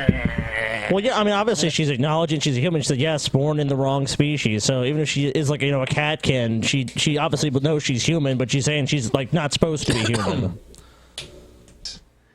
Nano prefers to crawl around on her hands and knees and paws at windows when she wants to go outside, and also... cats don't crawl around on their hands and knees. They crawl around on their hands and feet.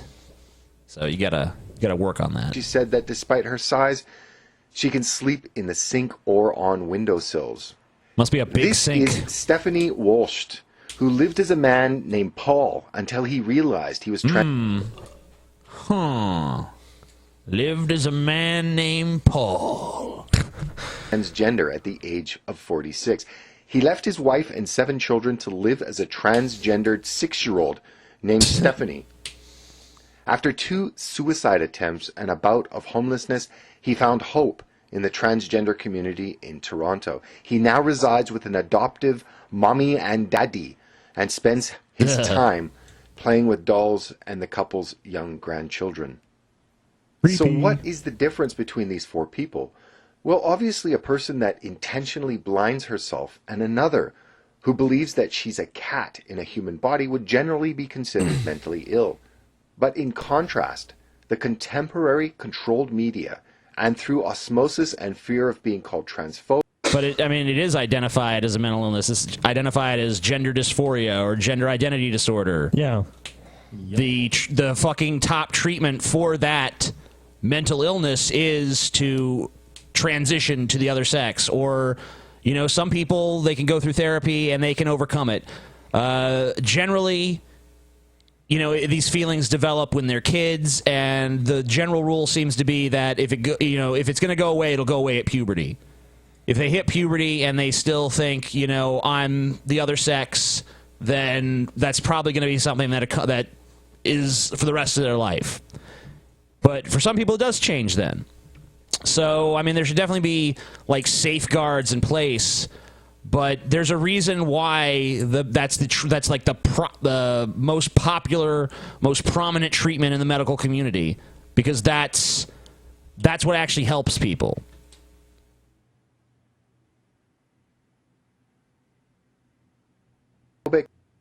Caitlyn and Stephanie are both brave, strong, independent women that need to be congratulated for finding the courage to transition. and especially Stephanie, who not only lives as a transgender but also as a 6-year-old girl. Transgender is the T in Okay, well, obviously she knows she's not really a 6-year-old girl. Yeah, rationally, I mean, I'm sure. She found some people who are willing to indulge this. All right? And if that's how she chooses to live her life, that's fine by me. I don't really give a shit. Abandon your 7 kids, whatever. Dick move. That's totally separate from the transgender thing. You're basically just saying, if someone wants to live as a here's a 6-year-old transgender person that did some fucked up shit. But let's say Therefore, this. that's how they are. Let's say this. That's how they all are. If you're willing to do all that, I mean, were you really that great of a parent to begin with? Where it's like you want to regress to a 6-year-old? I mean, so no judgment on it one way or the other. But I mean, at the same time, is that really a fit parent that needs to be responsible for other people if they want to live as a 6-year-old? I mean, probably not. LGBT and are lumped in with lesbians, gays, and bisexuals, while the L's, G's, and B's communities are mostly concerned with where they put their genitals. The T's are generally concerned with wanting to remove and or change theirs. I understand that many see transgender as... You know, it goes well beyond just genitals, right? It's like the need to be perceived as a woman, or if you're a girl, the need to be perceived as a man. Like it's not just like change my genitals up, and well, that took care of that. I got my pussy now. I'm trans. I've transitioned. The last frontier in social justice, and the very concept mobilizes legions of the vacuous at university campuses across the United States. Now, those of you listening and grinding your teeth at my intolerance and basking in your own self-righteous, congratulatory, progressive indignation, hear me out, which Okay. I understand. I thought we were hearing you out. That's what we've been doing. And will be hard. I mean, why put this at the fucking, I don't know, 3 or 4 minute mark into the video? It's kind of sad. We've already been listening. Well, it's also kind of sad to assume that everyone that's watching this video has this reaction. I have this knee-jerk reaction to you. It's like it's like trying to control and paint the narrative. Like everyone that's against me is like this. The concept of a trans community is the problem here. You can't satisfy a community defined by an identity of mental illness except by indulging it. No. There's plenty of people who, like, we're going to do a group therapy session because we all suffer from this affliction. Right. So, I mean, that's a community based on something right there. You know, even people can even be... There are giant national support groups and giant conventions of people that all share different mental illnesses that get together to support one another and the families of those people. Yeah. What is he? So we've heard you out, and you're still spouting bullshit. There can be no trans community any more than there can be a community of anorexics or people that cut themselves. Yeah, there are those communities. Those communities Depressed and manic. exist. You can have a community of the afflicted, of sufferers looking to overcome their illness. But if you indulge... Well, you can't overcome every illness. Some you have to just live with. I mean, the problem here is that what fucking authority are you to go against the fucking psychological Oh, they're science all on this shit? biased stooges and puppets, TJ. They're just taken in by popular rhetoric. I mean, it's not like this phenomena hasn't been researched. It's not like people haven't tried to figure out, like, what's the best way of treating this. So, what is the answer? What you're doing is propagating the illness. And being transgender is a mental illness. Dr. Paul McHugh, who is currently Distinguished Service Professor I know of this guy. Psychiatry and former Chief Psychiatrist I don't know at him. Johns No, I Hopkins mean, like, you know who he is. Oh, I'm has said familiar that with sex because this is change the guy. biologically All the anti-transgender people always fucking cite this guy because he's one of the few fucking people that is like actually credible in the medical establishment. Yeah, and it's like that's the most prestigious hospital in the U.S. or one of them. right, but he's pretty much the only guy that's very prestigious that they can cite because he's like, oh, I don't think that transitioning to the other sex is the solution to their possible, problem. and that those doctors who promote sexual reassignment surgery are collaborating with and promoting a mental disorder. Dr. McHugh, who is the author of 6 books and at least I mean, the problem with this logic is that we let people with mental disorders. There's nothing, like, if I'm depressed and I decide, like, I'm just gonna sit in my chair and just, watch episodes of Family Guy, staring blankly at the screen, not giving a shit, just trying to kill my brain so I can distract myself from the weight of my own hopelessness. Like, Family Guy is not enabling my lifestyle or something. The people who don't fucking come down there and, like, beat me with cattle prods, like, get out there in the world, you depressed piece of shit. Overcome your depression instantly for us. It's like, that's not how it fucking works. So he's angry. He's angry that that people are supportive of the trans community, right? What does he think should happen when somebody with a mental illness comes out? Should they just receive derision and scorn for that? Like, I suffer from depression, and I've publicly discussed it. So, a lot of people have been very supportive of me in that. Are they all wrong? Should I just be, like, ridiculed for having a mental illness? I'm not sure what he's gonna say. 125 peer-reviewed medical articles made his remarks in an article in the Wall Street Journal titled "Transgender Surgery Isn't the..." Yeah, and the Wall Street Journal, well-known medical publication. I mean, look, this guy's entitled to his opinion, like, and it's in the opinion sections. I mean, that's fine. I mean, it's obviously his opinion that this is not the way you should deal with this problem. Solution. He explained that transgender surgery is not the solution for people who suffer a disorder of assumption. The notion that their maleness or femaleness is different than what nature assigned to them biologically. While the Obama administration, Hollywood, and major media such as Time magazine promote transgenderism as normal, said Dr. McHugh, these policymakers and media are doing no favors either to the public or the transgendered by treating their confusions as a right in need of defending rather than a mental disorder that deserves understanding, treatment, and prevention. But that is the treatment. Yes. No. Public derision by the Obama administration, Hollywood, and major media is what this guy really wants. Like, these people are mentally ill. We should not listen to them or take them seriously. They need mental help. Okay, but even if someone's just crazy, like, this is a country where we value freedom of expression. Even if someone's just batshit crazy and it's like, I think I'm a woman, and there's no scientific evidence to back it up. Like, you can't do an MRI or anything to see, like, ooh, maybe there's something to this. It's just some crazy person, and they want to, like, I want to cut my dick off and carve me a vagina. Like, we're not a country of people that values freedom of expression. No, we need to stop fucking pretending that the United States is a country that values free speech and free expression, because we're not. We don't. We like our free speech and our free expression, but we don't have the will and the guts to apply that to people that disagree with us, and that's why we're here listening to this fucking retard. Yeah.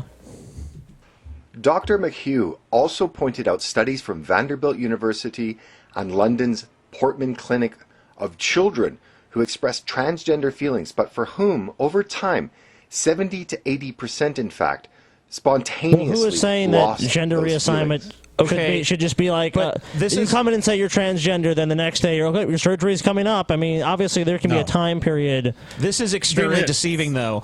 Because, yeah, that's what I'm saying. Because it's actually just, I cited this fucking earlier, actually.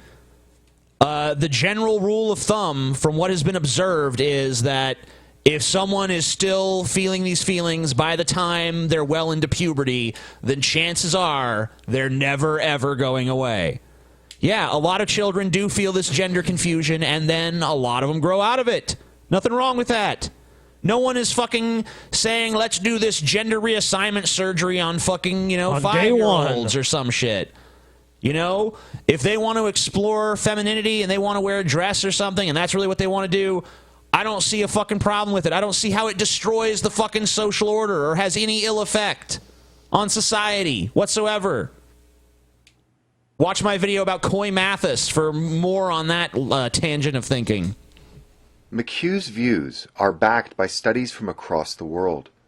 For example, a 2011 study from Sweden, which was a long-term follow-up of transsexuals who had underwent sex reassignment surgery, came to pretty much the same conclusions, that post-op transsexuals are more than 20 times likely to commit suicide than the general population. You think that has anything to do with people treating them like absolute dog shit constantly, like you? People trying to take away their ability to just kind of function normally in society, even though it doesn't affect a single thing in your life. If a person transitions from man to woman or vice versa, you think that might have something to do with that high suicide rate? It's also an unfortunate fact that people who are transgender tend to have a higher risk for other like being murdered, mental illnesses. I think we're gonna say they do. that. Well, they do have a higher chance of being murdered too, but they have a higher confluence of like mental illnesses like schizophrenia, bipolar, all that shit. So, it's not necessarily they kill themselves because they're transgender. They might have killed themselves because they're transgender and society rejects it. They might have killed themselves because of an unrelated mental illness because, as I said, they're more likely to have them. A Swedish study conducted over 30 years from 1973 to 2003 and consisted of all 324 sex reassigned persons found that persons with transsexualism after sex reassignment have considerably higher risks for mortality, suicidal behavior, and psychiatric morbidity than the general population. Our findings suggest that sex reassignment, although alleviating gender dysphoria, may not suffice as treatment for transsexualism and should inspire improved psychiatric and somatic care after sex reassignment for this patient group. Okay, but you just said this Swedish study came to the same conclusions as that John McHugh guy, and yet you can clearly see right there on the screen that's not the case. They first of all admit that sex reassignment surgery alleviates gender dysphoria, which is the mental illness that they suffer from. And the article says it should inspire improved psychiatric and somatic care after sex reassignment for this patient group. So this article doesn't say, let's stop doing sex reassignment because obviously it doesn't work. They say, no, it does work. It works to alleviate gender dysphoria, but obviously it's not the only thing needed. Yeah, there's other issues beyond that. We need to do more, is what this article is saying, and you're trying to spin it as saying we need to do less or we need to do something totally different. They're not advocating that. I don't understand. It's right there in black and fucking white. I don't get it. Yeah. Right now, in California at least, I have a friend who's a trans woman, and I knew her for a long time before she transitioned, and I knew her during the transition. Paul, yes. This sounds like anecdotal evidence to me. Oh, shit. Yeah, it's totally anecdotal. Good call, Ben. You're right. All right, go ahead. Go ahead. Anecdotal evidence warning, everybody. There's a waiting time before you can get the surgery. There's psychiatric screening. There's mandatory counseling before and after the surgery. All of these things are part of, it's not just like, okay, well, you're transgender, come on in, let's cut that dick off. Get out there in society now, Sheila. No, it doesn't work that way. And that's what that study was reflecting. You can't just like majorly change someone's identity and then just dump them in society without any kind of safety net. Sure you can. It's fun. Yeah. It's totally rational. Good times were had by all. Echoing the research thus stated are pharmacotherapy studies that are 20 years old that used the drug Pimozide on a cross-dressing man with a strong wish to undergo a sex change. The outcome of the study, as far as I know, has never been mentioned in the mainstream media, or at least I've never heard about it between the cacophony of how Caitlyn Jenner Well, it's just one study. So, wait a minute. You have a 20-year-old study with exactly one test subject? Ooh, I wonder why no one's mentioned this. The brave smoking and so gun. beautiful. But there was an excellent response to Pimozide 2 milligrams daily with a cessation of both cross-dressing and the wish for sex reassignment. When after 1 year the dose was reduced to 1 milligram daily, there was a rapid return of the cross-dressing and the wish for sex reassignment. An increase in the dose again led to a remission which has been maintained since then. And the conclusion was that pharmacotherapy with pimozide should be considered in cases of doubtful gender dysphoria. I love how you even emphasize doubtful there. But, like, another problem is, yeah, okay, this study was published in 1996, so you think the medical establishment just looked at it and was like, nope, fuck that, make more money cutting dicks off and fashion them into cunts. Sorry. There's probably a reason that that drug is not used. And if there's not a reason, then sure, why more study can be done. And if someone wants to choose that treatment method, that's fine. If it's proven to work and people want to do it, they decide, I'd rather just take this drug than transition. I'd rather just be on this pill for the rest of my life. Fine, do that. Yeah, there's a reason why scientists do double-blind studies and don't just study one individual and then run to the fucking presses with it. Which seems to be like what the study did, which, that's not a good study. A study of one person is shit. A study of one person from fucking 20 years ago. Yeah, it's not very representative of a larger population group. It's like the other study, the Swedish study, they had at least 323 participants. Yeah, but their conclusion contradicted what he said it was. Well, no, I understand that. I'm saying, but a one-person study doesn't really. I don't think it makes much sense to advocate for use of this drug. There would need to be a lot more testing done. By the way, just so you guys know, this guy's channel is very popular, and we're going to get shit for criticizing him. That's fine. Just want you guys to be prepared for the backlash. Be prepared. As Black Pigeon Speaks fans descend upon the Drunken Peasants. Oh, God. That's fine. I'm looking up pimozide, by the way. It's an antipsychotic, comparably strong as Halidol is. So I wonder if this one gentleman that was given this treatment was just so fucking doped out of it. Do you know what Halidol does to you? No. It's like lithium. It just makes you basically an unemotional vegetable. It's used to treat really, really psychotic people. That's a much better treatment option. Don't turn him into a woman. Turn him into a fucking zombie. Jesus. What a load of shit. But in all reality, this is one of those cases where you don't really need to appeal to scientific authority, as it's clear even enough to a layman to come to these conclusions.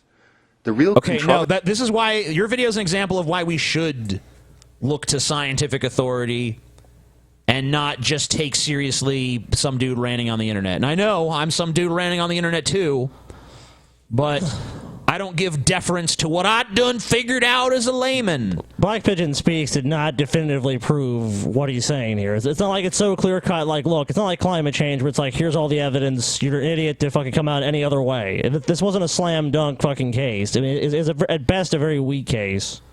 No, to me, the arguments he's presented have been pretty facile and really poorly interpreted and really very selective in the information he's presenting. Very dishonest video. I think we've been watching for quite some time. I don't think there's anything that's going to change my mind about this video coming up. All right. I think we've given it its fair shake. Here, once again, I just want to read some of these pimozide side effects real quick, and let's see if maybe this is why the person just, changed all of the sudden. Let's see, drooling, shuffling, slow walk, mask-like expression of the face, lip smacking, puckering, tongue thrusting, chewing, finger toe movements. It fucks you all up. And it's a non-double blind fucking study of one individual. Okay. Situation. How you doing? I want to tell everybody about Donald Trump.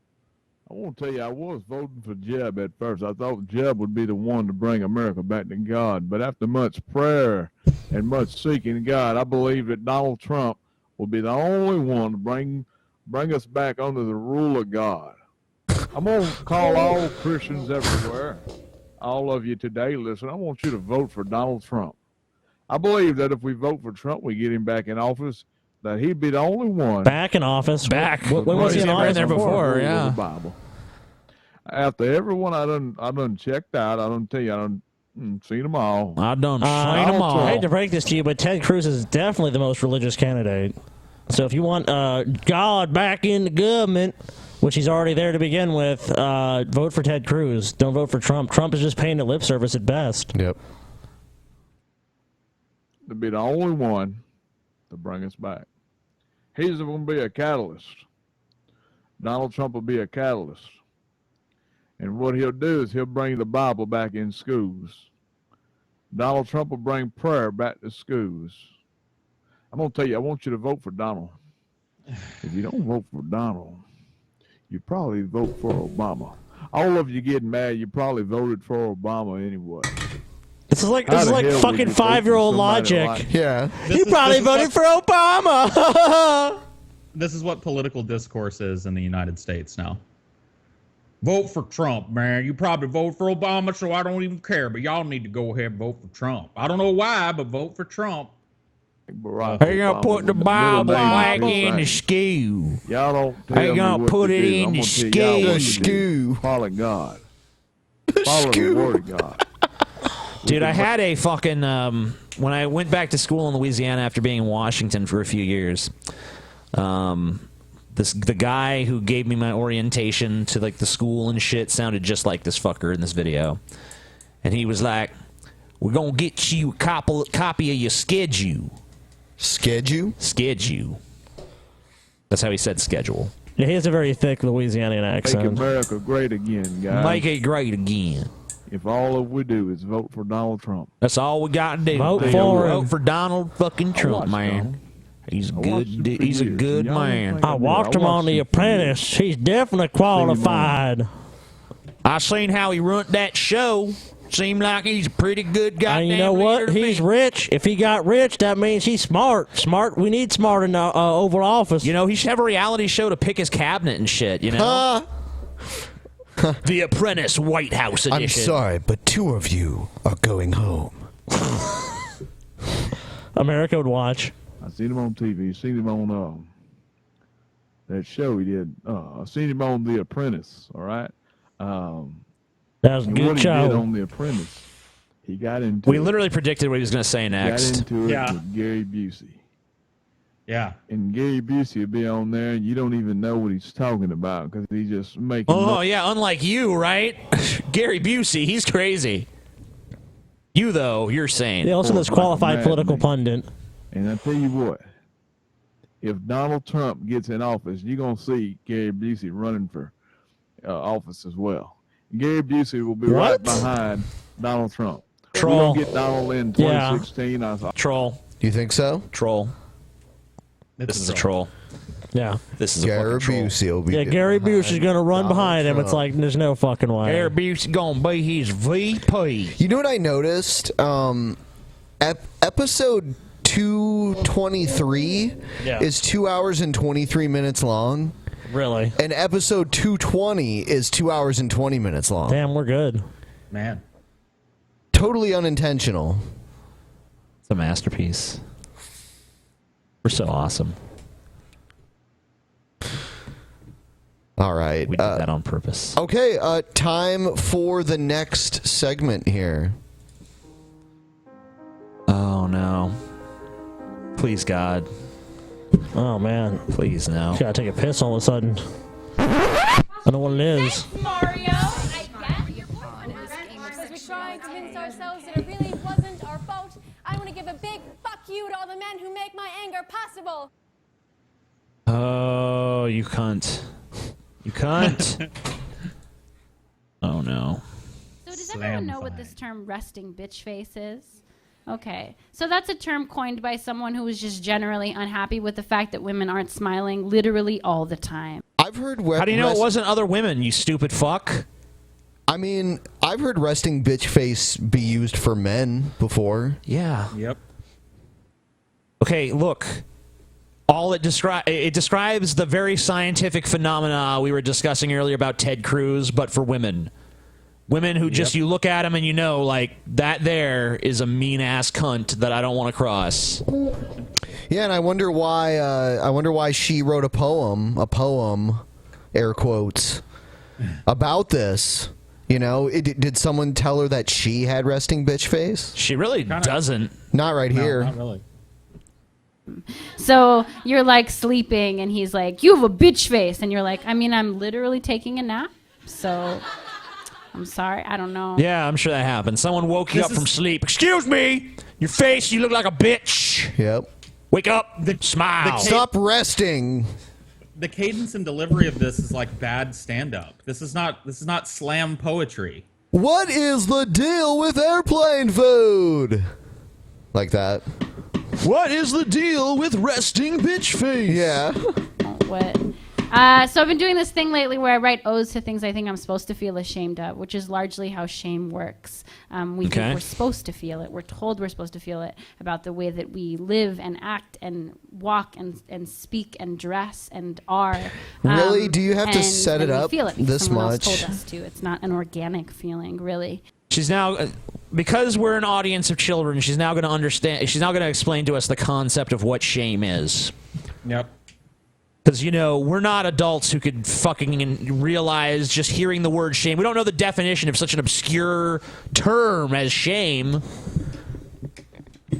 So I've been writing odes to things like that to counteract odes, that right, feeling. great. So this is an ode to my bitch face. Okay, you don't even have a bitch face. You pink armor, lipstick rebel, steel-cheeked, slit mouth, head to the ground, mean girl. You had phones in but no music. You house key turned blade. You quick step between streetlights, strainer of pricks and chest beaters. Laughter is a foreign language to your dry ice tongue. Oh my god, what a fucking cluster of gibberish. Can we just agree anyone that does this should be thrown off a tall building? Water bottle, cocaine, synapse, sent to an island. Dust. You know, just sent to an island. They'll have a few fun days in tropical paradise when they realize they have no food or water, and they just slowly and surely die. I say just feed them to Godzilla. That'd be fine too. You mean girl, your slipstream sandwich face drains like pus from an abscess. Like, what is this? Like, Resting bitch face, they call you. But there is Rusting nothing bitch restful face? about you. No. Lips like a flatlined heartbeat, panic at the sight of you. Lips like a flatline heartbeat. This is terrible. Yep, that's when I look at your lips, that's what I see. Lips like a flatlined heartbeat.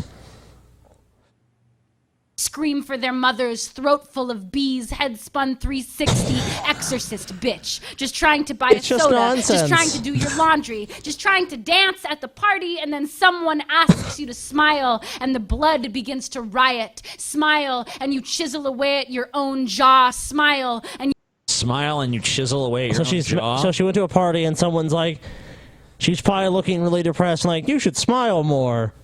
How dare you? In all fairness, someone telling me to smile would probably be annoying to me. It's But I don't think I'd write an angry poem about it, though. I don't know. I think I'd be a lot less. I think I'd be a lot less shocked if somebody asked me to smile if I was doing what she just said she was doing, dancing at a party. That's not an altogether uncommon place to see people smiling. True. Yeah, it is. You don't know.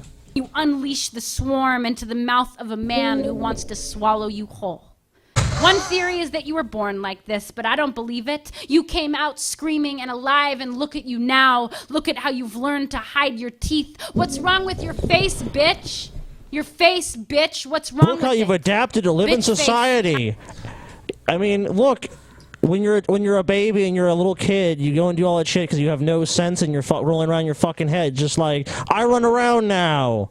As you get older, you progress and change, you evolve, you learn like, oh wait, it's not good for me just to fucking run to the middle of a store and like, you know, scream at any random person or shit on the ground or whatever. You learn social skills, yes. I think that she has intelligence dysphoria. She believes that she's intelligent, but she's not. I don't blame you for taking the iron pipe from their hands and branding yourself with it. Yep. For making a flag out of your body bag. Another theory is that you put it on every morning. Screw it tight like a jar of jelly, but I don't believe that either. You woke up like this and have been for years. How can you sleep pretty when there are 4 locks on the door and the fire escape feels like break-in bait? They will tell you home is safe zone. No. Isn't it hilarious that Every time I hear this, oh, everyone else that is opposed to me ideologically, or they don't agree with this, or whatever, or they're the normal person. They're brainwashed. They're indoctrinated. Like, she's indoctrinated. She's fucking brainwashed. Listen to this rhetoric. They all have the same fucking rhetoric. But yet she's not part of a fucking ideology. It's like, oh, I'm trying to free people's minds. Like, well, then let them be free to make their own decisions. Nope, too much. Present evidence. Where is the evidence to any of these statements? It's not her job to educate you, Scotty. Okay, of course. She is but a humble, brilliant poet. Bitch face is safe zone. Bitch face is home. Bitch face is cutting off the ladder, willing to burn in the apartment if it means he can't get in. Thank God it's over. So bitch face is connected with rape. Yeah, of course it is. Everything is. Yeah, because we live in a rape culture. It's power dynamics, Paul. Men can rape women whenever they want, and they usually get away with it too. Might as well just rape them all. Remember that weird guy that we played on the last show? He was like following girls around. Oh yeah. Here's a slightly older video that he posted, and there were like signs about with his. There were like signs being posted with his picture on them everywhere, calling him a predator. This is so inaccurate. This is so messed up. Seems accurate. Stalking women. Well, what's the definition of stalking? Okay, G-Man. Show me some stalking. Show me empirical evidence that stalking exists. I wasn't stalking. I just ran right up to them and harassed them. Okay, yeah, let's split hairs. You were harassing random women. Okay. And does this guy not seem like he would stalk them too? I mean, look, I have no evidence he's done this. So let's state that. We do. We've seen him following girls around. But stalking. I like you. I mean, but yeah, we don't know if he's just seeing random women and doing that and then going away, or if he's actually following women repeatedly. Isn't stalking like kind of like more of a pattern of behavior, like you're stalking a person or a group of people or whatever? Yeah, I don't know. I would say if you're following someone around for any period of time. One woman. I grabbed one woman. Yeah. Damn right. You violated someone's personal space only once. It says here I've grabbed women. I've only grabbed one woman. Yeah. Thank you. One too many. I live on 6th and Spring, not close to 6th and Spring. I mean, yeah, the corner.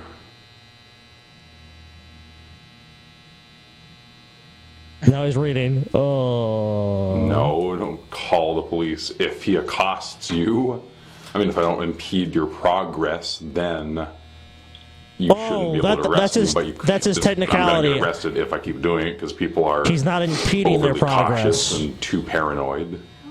So it's only if I impede your progress when I'm walking. So, I mean, it's not filming. I mean, even if no one's filming.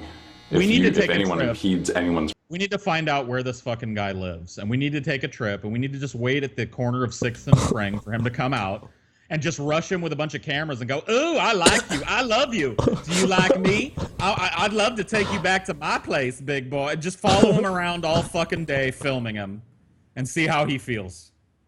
He loves it. I'm sure he'd love it. He gonna love it. Progress. That's illegal. Who is talking to him?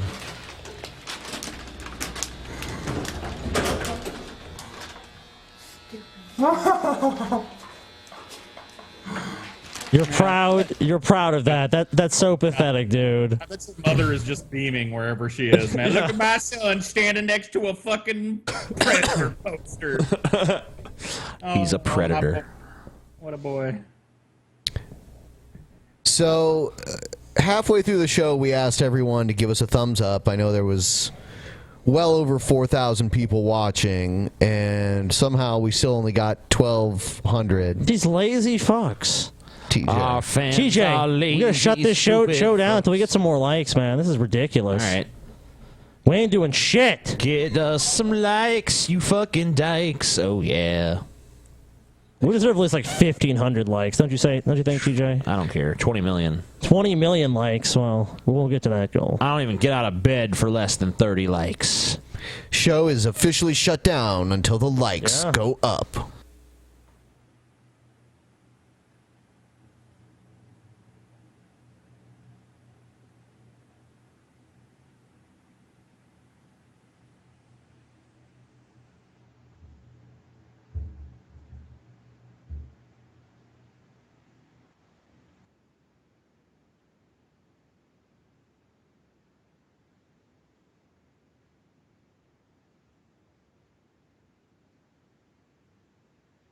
I guess you guys got to 1,500. Yeah, pretty finally. quick. So I guess we'll let that be enough. But you guys are real pieces of shit. You're walking a fine line, y'all. Yeah, do you see how many? It's still climbing too. Good. Keep on climbing. Keep on climbing. I mean, they're watching anyways. Just give it a thumbs up. Yeah. Yeah, you're already fucking watching. I mean, come on. You've already made it 2 hours and 5 minutes into this shit. You might as well fucking click the thumbs up button. It costs you nothing but like a wrist movement and a depression of your index finger on your mouse hand. Like, and it helps us a lot. So. Or a tap on a fucking tablet or screen of whatever. Yeah. Anything else you want to say before we wrap up and go to the post show, or? No, I think we're gonna go ahead and do the post show. All right. It's kind of a short show, though. No, well, that's why I wanted to. I mean, oh, actually, let me play this video really quick. Okay, go ahead. Joseph Martelli here. Like I said, ain't no one gonna watch episode 228. Okay. I'm done with these dumbasses. Okay. The only reason why I know that this video it's is out you're there done video. is because of dumbass Robert Robinson up in Augusta, fucking Maine, Who? telling me, and then when I YouTube search my own fucking name, well, of course, these copywriting ass motherfuckers got to take my videos and obviously need to use my content. You know what? Yeah. I don't need to make money off this fat ass. You know, it's like, if not for Joseph Martelli, this podcast couldn't even exist. Hey, Joseph, if it's under fair use and you want to use our video or TJ's or whatever, go ahead. No one He's cares. using mine anyway. Yeah, who He's cares? using it right now. This motherfucker. He can't even see his own fucking dick. Yeah, I can. His fat ass.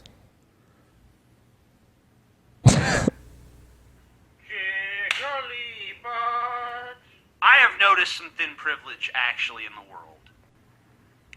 Hey, amazing atheist. One time I was Shut with the this tour fuck group up. in deepest Africa. Damn. Yeah, shut Dude, he's fucking destroying you. Shut the fuck up. Yeah. Oh, no. You gonna That let really Martelli puts you in talk your to you like place. that? I guess I am. I mean, what possible comeback could there Dude, be? don't you love the I'm done videos? There's so many of them. Just, I'm done. But first, let me criticize you for like 25 minutes. Let's see some more. No, that's the whole video. That's over? That's it? Yep. Oh, okay. So he turned... Well, there you go, Scotty. He found a video of I was mine. wrong about that part. He pressed the play button, and he fucking... Amazing idea, shut the fuck up. And that's it. Okay, well, I feel pwned. You got me, Joe. Maybe we can watch a little bit of this, too, since we have a little bit of time to kill. Sure, let's do it. Oh, my goodness. Dun, dun, dun, dun, dun, dun, dun. Yeah. Meanwhile, on Earth, which has a Derek Savage. Daddy Derek, y'all. Awesome. Well, hello, everyone. Hi, I'm Derek Savage, and welcome to Gun Self-Defense for Women. This is the merchandise section, and let me show you some of the cool things He that has we weird have. body language. First of all, we Hi, got the everyone. DVD. And I really hope that you folk learn a lot in this to help keep you and your family safe. It's really important to me right there because crime is escalating throughout America, really throughout the world. That's not true. No. It depends on what crime you're talking about and where. The exact opposite is true in most places. And but here's some of the packages that I put together for you. I named it the Savage Self-Defense Packages. Oh, doesn't that name have such a cool ring to it? But No, it doesn't. What is it even? I don't even remember it. I listened The to it. Savage Self-Defense Package. Yeah. So creative. He slapped his last name before the product he was selling. Yeah. you get the DVD for package 1's DVD. Package 2 is the DVD along with a 2-ounce size can of pepper spray. You see, I always do my due diligence whenever I bring you folks stuff, and I didn't want you to bring you one of those little bitty skinny half-ounce size cans of pepper spray, so I brought you the big boy. And it's not just that. I watched several online videos, like on the little skinny ones, a lot of them where you had to squirt it, squirt. Okay, this guy is quite the salesman. This is amazing. I already want this self-defense package, for sure. I'm definitely buying the DVD. The spray only went a few feet. I don't think that's good for you, and I don't like that for you. Now, this bad boy right here shoots up to 12 foot, and it's just, a good stream right there. And it's not just that. It also has the UV identifier in it that helps the police to identify your attacker right there. And now for the third package, you get the DVD, you get the 2-ounce size of pepper spray, and now here is the bad boy of the stun guns that I could find for you. This is a 53 million volt. Now here, it's got a switch right here, and the first switch, it's got a really good flashlight on it. Yeah. Just pitching self-defense shit that anyone should go buy. You could, if you could just get these products yourself, but no, don't do that. Get them from Derek Savage with a DVD. Hey, look, he goes on the internet, man. I saw some YouTube videos of some of that other stuff, before I picked this, so. I want to see Cool Cat come in and fucking pepper spray Daddy Derek. I mean, I was really shocked. I demonstrated it last night in the dark, and I was really shocked on how far and how good of a flashlight this bad boy is. Yeah. It's a taser and a flashlight. Why the fuck not? But then you flip it up, that red light comes on, and what's that mean? It means, don't mess with me. And that's exactly what I named this package right here, the Don't Mess With Me package right here, because... Wait, I thought it was called the Savage Self-Defense package. I don't know. Who knows? What is it called? The Don't Mess With Me package. Okay. I find myself wishing that Derek would show us how effective these things are by pepper spraying and then tasing himself. Please do, yeah. Or Cool Cat at the very least. Yeah, I think it'd be better if Cool Cat came out and did it. When the attacker sees that right there, if they're smart, they're going to run from you because they know they're about to be lit up. But most importantly, this is the heavy-duty model right here. It's got the... Okay, you're selling a product called gun self-defense for women, and yet you're selling pepper spray and tasers. If someone buys a DVD about how to protect themselves with a gun, they're probably going to want some kind of... gun. Oh, yeah, gun. TJ, Derek Savage can't legally sell you a gun, though. Well, I know he can't legally sell you a gun, but maybe he should have been maybe he should have called it just general self-defense for women. And then he could sell them fucking pepper spray and tasers. Real strong prongs on the top right here, so when you go in, it can help penetrate a jacket and everything. Oh, please let him hurt himself. It's something that's really cool. Now, guys, hey, I'll tell you what. We're about to go outside so I can demonstrate the pepper spray for you and everything. All right, do it. So, hey, stick around. Spray it on your face. Let's have a little bit of fun together. Oh, God. Yeah, hey, guys, that's here's fine our with me. pepper spray demonstration. First, you'll I hope he notice pepper the sprays red a small push button child. is in a safety lock mode. What you do is you just switch it right over. Now it's live.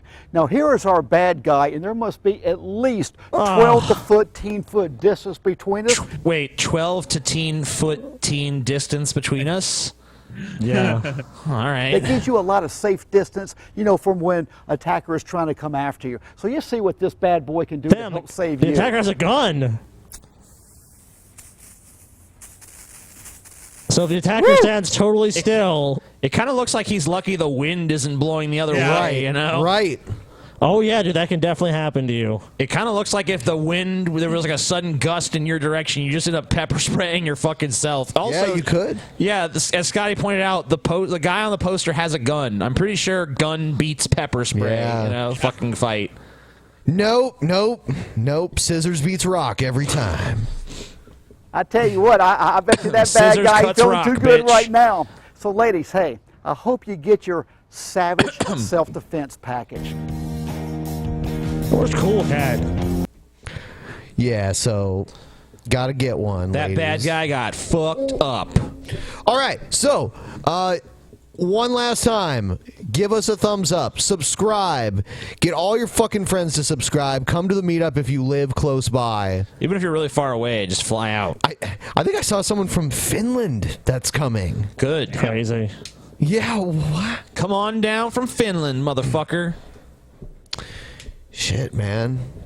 Because there's probably never going to be a Finland meetup. So.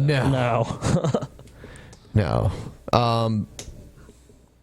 Yeah, so prepare for the Brett Keane in the post show. Everyone go check out the post show. Follow us Brett on Keane SoundCloud. Follow us on fucking SoundCloud. All right. Brett Keane has attacked Paul. Oh shit. Yep. Yes. He attacked Paul's video where Paul was spilling his guts. It's another low blow from Brett Keane. From the Keenster. No wonder Paul's ego's depressed. I think they even attacked Paul's family. Well, he was saying, no wonder Paul's ego's depressed. He can't even have children of his own. Yeah. No, well, he didn't. He played the Trump card on me, man. He didn't say that, but, he says that kind of shit. It was pretty much implied. Yeah. All right. Good night, everybody. Check it out.